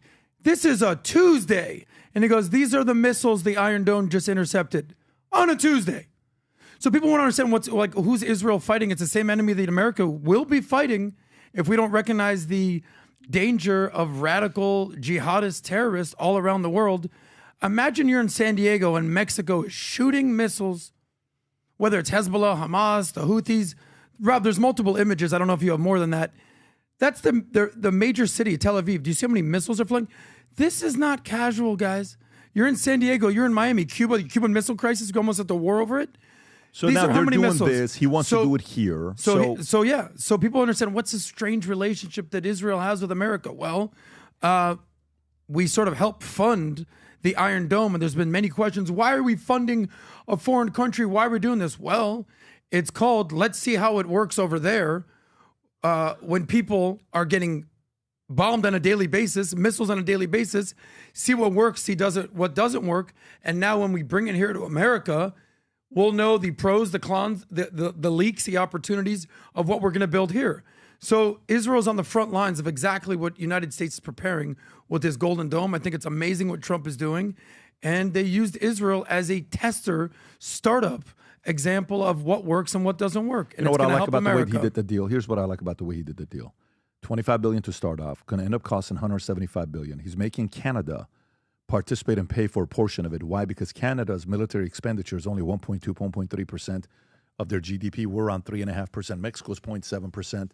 So the way he's doing the deal is great. As Canada's going to pay for it as well. Carney has apparently agreed to do this. And then the way he says it, when is it going to get done? Did you see when it was going to get done? Right before the end of his term. Why does it get done right before the end of his term? Weird. It is kind of weird. By the way, Pat, in your opinion, why are we creating this? Meaning, what countries or organizations are we most worried about would potentially shoot missiles? Yeah, this is life insurance. Okay. This you're not doing it because of anything. You're just buying insurance. But go there. What countries do we fear that would potentially do this? Who's the first person that reacted to it? China. Okay. China. I mean, China reacted to it, right? Who else? I don't know if it's that many. I don't know if it's that many. You know, I have 4 on my list. Okay, who do you have? China, Russia, Iran, and who's your 4th? I have North Korea. And in a very particular order, I have North Korea last of these 4. I have Russia third. Okay. I have China second, and first, and it's not even close, is Iran. Okay. Why is Iran the most dangerous, in my opinion? Because they believe in the afterlife. They don't believe in life. They'll take us all to heaven or hell to go see Allah and not even blink twice. China, what's the religion in China? Nothing. They believe in the state, communism. What's the religion in Russia? I don't know, whatever Putin allows you to do. North Korea, they pray to the dictator. They're in Orthodox Iran, Christian. Okay, yeah, well, allegedly. Well, Russian Orthodox. Iran, they will take everybody to hell in a handbasket and not even think twice. They're playing by a completely different set of rules. Does China have nukes? Yeah, China has nukes. Does Iran doesn't have. No. China has to Not be. that we know about. Yeah, China has to be number one. and that's China why- is That our we know biggest about. threat, hands down, plain and simple. Those, and mind you, those spy balloons that were flying over. I know Biden reversed a bunch of policies that Trump made. And by the way, Trump made Space Force for a reason. Everything is strategic with him. And guess what? I did some research. You know what China's way of dropping an EMP, which, mind you, it's only a matter of time till they go after the grid. That's how they do it, Tom. They fly these balloons because they can't really be detected, and they drop them at high altitude, and a large area is finished. Adam, I get it. Iran is bad, especially nuclear watching them. creates that electrical pulse you can read about in physics that neutralizes things that are passing electricity. Yeah, Iran, screaming it, but China's been at war with us, and they have all multiple fronts. The brainwashing of the kids, the flying the balloons, the monitoring, the trying to screw us over with money. COVID, they're. By the way, say what you will about all these things. If your enemy, the weapon of militaries is the nuclear sub. Yes, that is the weapon. 80% And of our arsenal. Iran has 19 subs. They have a reasonable, not a formidable, a reasonable navy. But China and Russia have formidable navies. Exactly. And you don't want Iran to have nukes and then now have a nuclear sub where you can get pretty far with that. Let me go to a story that I think all of you guys have opinions on. Israel preparing to strike Iran's nuclear facilities even as Trump tries to negotiate the deal, report says. Okay, so Rob, if you can, if you have a clip, I don't know if you have a clip on this. No, you don't. I don't. Okay. Israel, U.S. intelligence officials, this is from New York Post, cited by CNN, report Israel is preparing a possible strike on Iran's nuclear facility with a source stating the chance of an Israel strike on an Iranian nuclear facility has gone up significantly in recent months, and the prospect of a Trump-negotiated U.S.-Iran deal that doesn't remove all of Iran's uranium makes the chances of a strike more likely. Intercepted messages and Israel military movements, including air munitions and exercises, indicate an imminent attack despite President Trump's diplomatic efforts. Israel feels caught between a rock and a hard place due to the stated stalled U.S.-Iran talks, with former intelligence officer Jonathan Panikov noting, at the end of the day, the Israeli decision-making is going to be predicated on U.S. policy determinations and actions and what agreement President Trump does or does not come to with Iran. Adam. Vinny, you go first. Go ahead. I'm sending Rob something. Okay, well, listen, Trump is trying to work out a deal to keep things from spiraling, all right? He's working on diplomacy. That's the angle, the anti-war angle, and trying to avoid another pointless war, okay? And Israel is moving like they don't give a damn. And I get it. Iran is bad. Let's put that to the side. But like diplomacy is just a stall tactic, and what they really want is strikes. Okay, Bibi's, it's not like he's hiding it. He wants us and them to go to war with Iran. You guys remember last week when I reported about Mike Waltz using the Israeli signal chat? What was he doing? He wasn't messing around. He was in contact with Israeli officials that they were discussing national policy, Iran being on the forefront, and he was trying to quietly help persuade to pull us in a conflict that we're watching unfold in front of our eyes, okay? But even with them gone, Israel's acting, they're still going to move without us. The reports are coming out that Bibi and Trump, they're not really cool. They're not really on talking terms. But listen, this Iran strikes, it's going to lead to a freaking war. Israel's our allies. We're going to get dragged into this shit. I don't want any American troops or any other war. Trump is trying to avoid it at all costs. But Bibi, if Bibi wants it, Bibi's going to get it. If he wants to do it, good luck. Go do your thing, okay? Don't be dragging us into that shit because we know that's what's going to come out. And I don't care about any other country except America. And I want zero American troops to be in harm's way because of a guy that's been begging for a war. Yes, they're bad, and there's other ways to take care of Iran, but bombing and starting another war, I'm not a fan of it at all, period. Adam. Well, listen, Trump and Bibi Netanyahu, I think they're on the same page. They have aligned interests, but they don't have the exact same interests. So you're going to disagree with an ally of yours. You're not going to agree on everything because there's two totally different things going on here. Trump, at his fiber of his being, he's a deal maker. He wants to make a deal. He wants to show, yeah, that deal that Obama did was a bad deal. I want to put together a good deal. Trump wants to win. Bibi Netanyahu, he's worried about his existence. You've heard the term existential threat? Iran is an existential threat to not only Israel, to the rest of the world, to the rest of the region. Why do you think that Saudi Arabia, why do you think even Qatar, why do you think UAE is so keen to do a deal here? Because they know that the threat to the Western civilization or to the modernization of the world is the Islamic regime in Iran. So Trump's concern is not as extreme as Bibi Netanyahu's. So would Trump like to see a deal? Hell yeah. Would Netanyahu like to see some function of a deal? Hell yeah. But if a deal isn't done, in my opinion, there's one thing that the Israeli government, whether it's left, right, center, is not going to allow happen, and that is the Islamic Republic of Iran to get a nuclear weapon. We all know that they have allegedly taken out some of the scientists, the nuclear scientists. They go missing. They take these people out. They all know that they have taken down some of their defense missile capabilities. So the next logical step is if someone's an existential threat, when someone tells you who they are, believe them. Death to America, death to Israel. There's a clock. I don't know if you can find this. There's a clock in Iran, and it's the Israel death clock. So you're not, this is what I was talking about earlier. You're not dealing with logical actors. They believe in jihad. They believe in Sharia law. They believe in the afterlife. And if that's what you believe, you're willing to take out everybody around you to accomplish that goal. Here's Iran's doomsday clock for Israel's end. Well, ironically, it ran out of power right there. But they're an existential threat. And yeah, they might be coming for Israel, but they're also coming for the Western world. And how many? Do you see these stories, by the way? It's shifting gears about people just out there saying they're Islamifying churches now. Because in my opinion, you correct me if I'm wrong, first they come for the Saturday people, the Jews, and then they're coming for the Sunday people, buddy. That's you guys.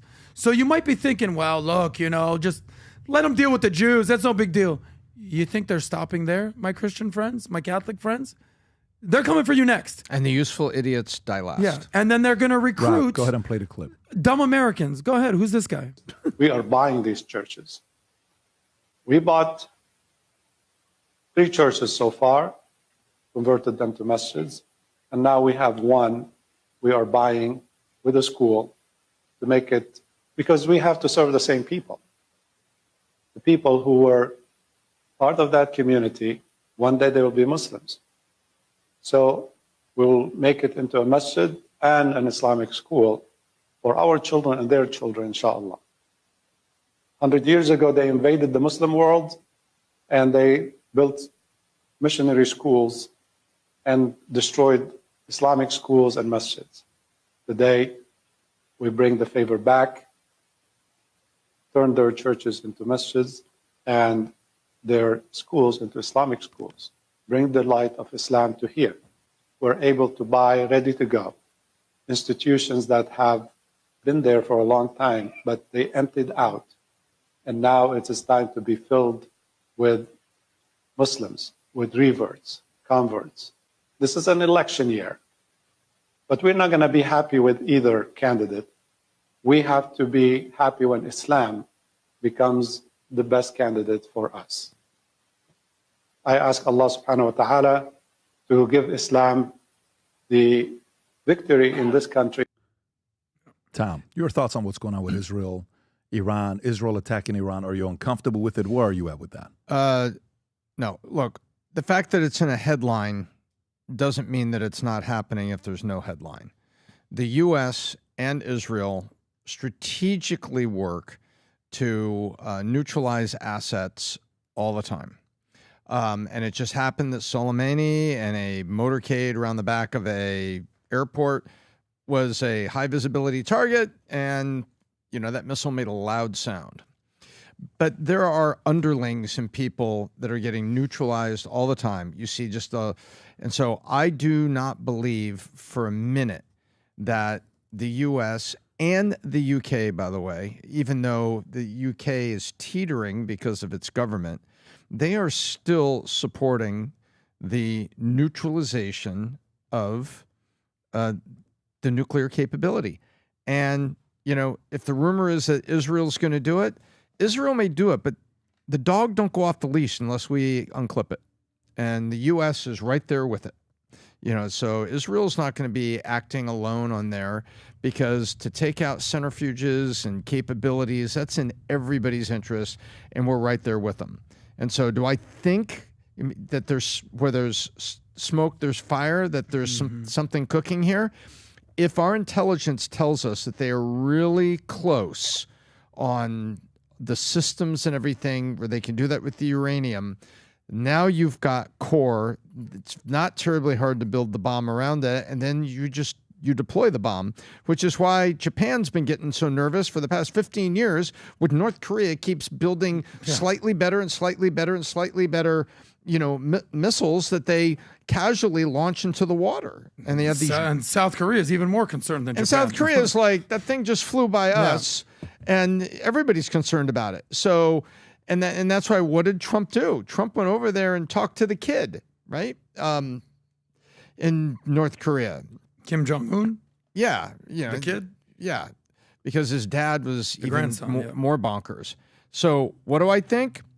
I think that you have to neutralize what's going on there in terms of nuclear capability. Yeah. What if Israel doesn't listen? What if Israel says, we're going to do it anyways? Without Trump's approval, and after a week after they were trying to go behind his back to push him to go and fight What with if Iran. they don't listen? Well, why would they have to listen? Meaning, what do you mean? I want to hear this, and then I'll tell you. Hang on a second. I actually agree. Yeah. But go ahead. What if Israel's like, dude, we're going to attack? There's half of our government will be very happy about that. More than the half. Hawks. And the other half of our government will be, gritting its teeth and hoping that it's a surgical destruction of it and everybody else stands down. Adam, thoughts? Listen. What is this, by the way, you put up here? This is a senior Hamas official basically saying that this is why they advocate for the war, because they play down the significance of the casualties in Gaza. He says, there's been our women's wombs will produce many more babies. 50,000 people were born in Gaza during the war, just like the number of casualties. Thanks to the war, Westerners convert to Islam. U.S. students support Palestine liberation from the river to the sea. Useful idiots. So back to the initial question about the Iran, why would they listen? I don't think we fully understand in America. There's a big difference between the Midwest and the Middle East. In the Middle East, unfortunately, the reality of life there, in many cases, it's kill or be killed. It's eat or be eaten. It's a totally different world of what's going on in the Middle East. It's so funny. I never saw any protests on any college campuses when hundreds of thousands, if not millions of people were dead in Syria, in Yemen, in Sudan to this day. Nothing. Zero protests. Zero. But when Israel gets attacked and they try to basically eliminate Hamas, it's a genocide. We all know what's happening. It's been fooled. And the smartest people at the nicest college campuses on the world have been fooled. So as far as your exact question about why would Israel listen, I think they will listen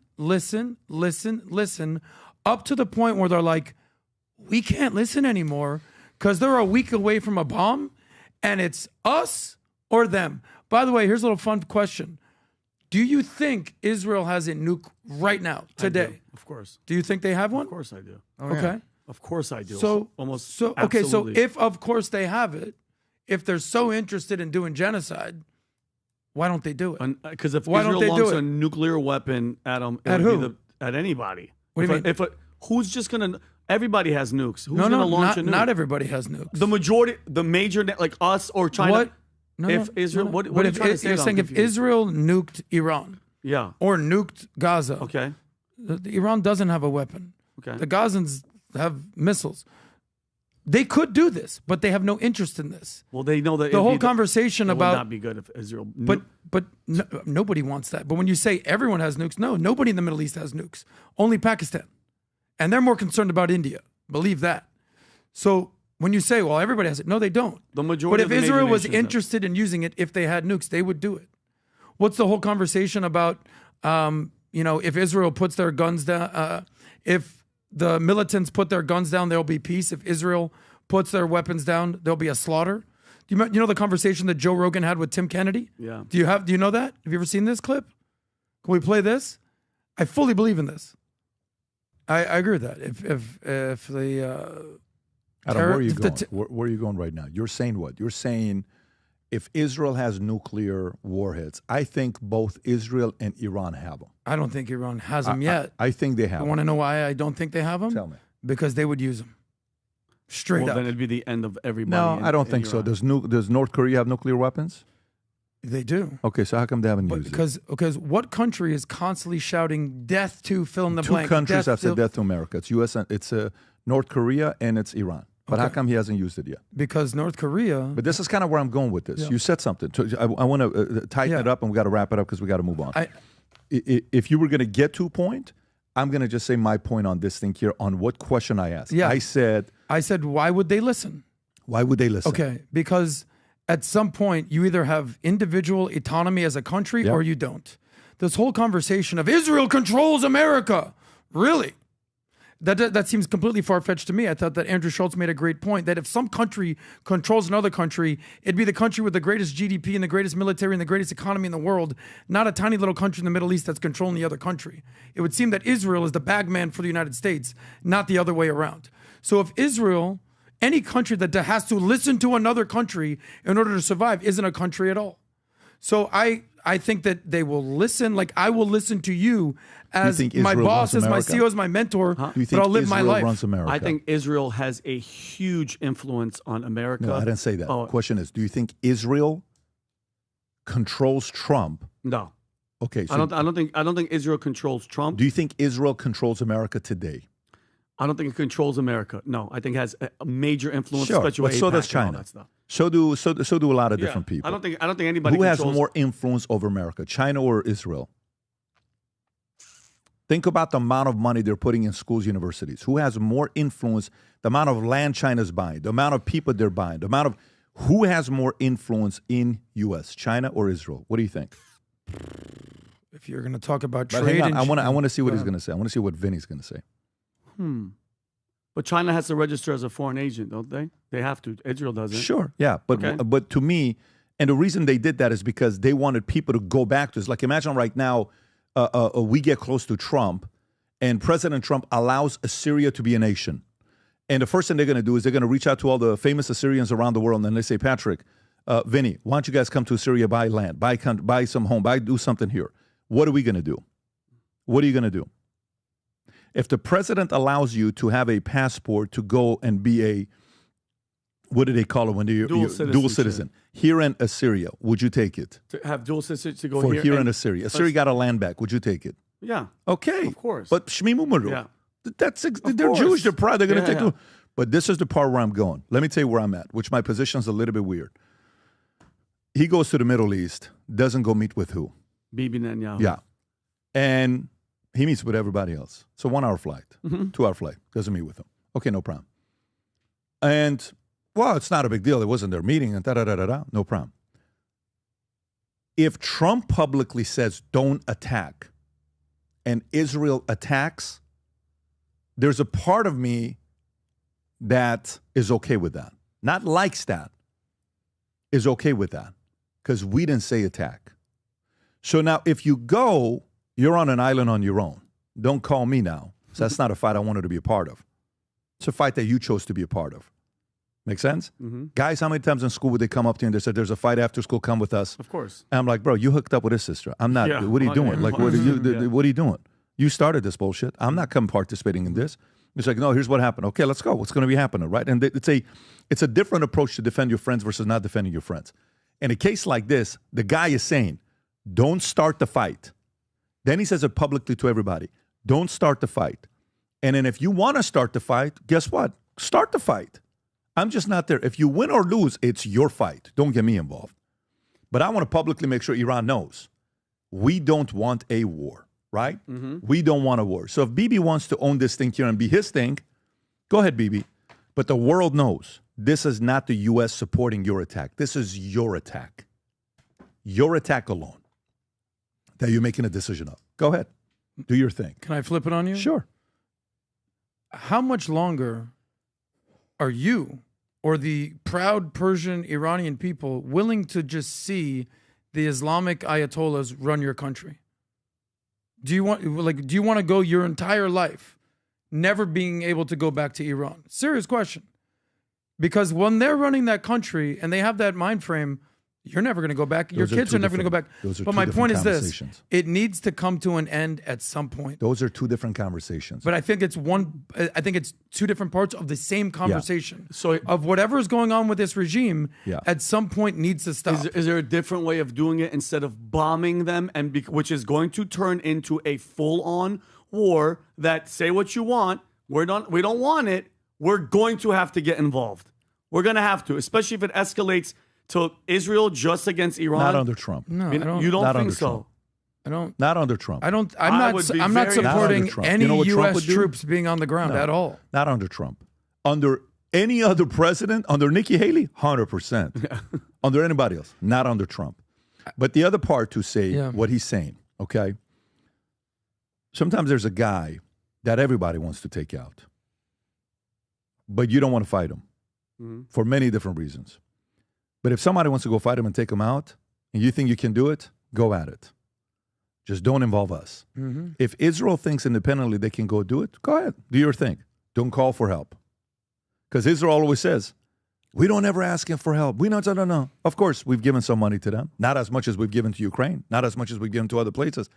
But we've given money, and every time they give the number that it's accrued and compound. If it wasn't today's money, it's this.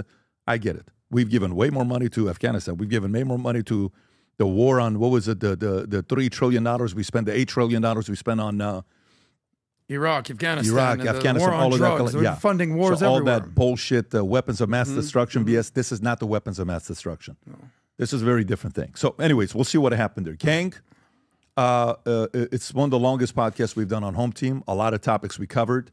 And a big part of it is because next week we may not do any Home Team podcast because we may not be here. So we're going to try to figure out to be able to do one at least while we're out. It's going to be, what do you call it? Like the way we do it where it's like a Zoom type. But I'm sure there's a lot of things that's going to happen between now and next week where we may have to do an emergency podcast. Stay tuned for that. We will keep you guys posted in the interim. If you haven't yet registered for this, how to be a killer in business without killing your marriage, I'm going to talk about a bunch of different things. Go to vtwebinar.com, vtwebinar.com. Register, and tomorrow the third episode of Her Take goes live at 11 o'clock on Her Take YouTube channel. We'll see you guys there. Have a great weekend, everybody. God bless. Bye-bye, bye-bye.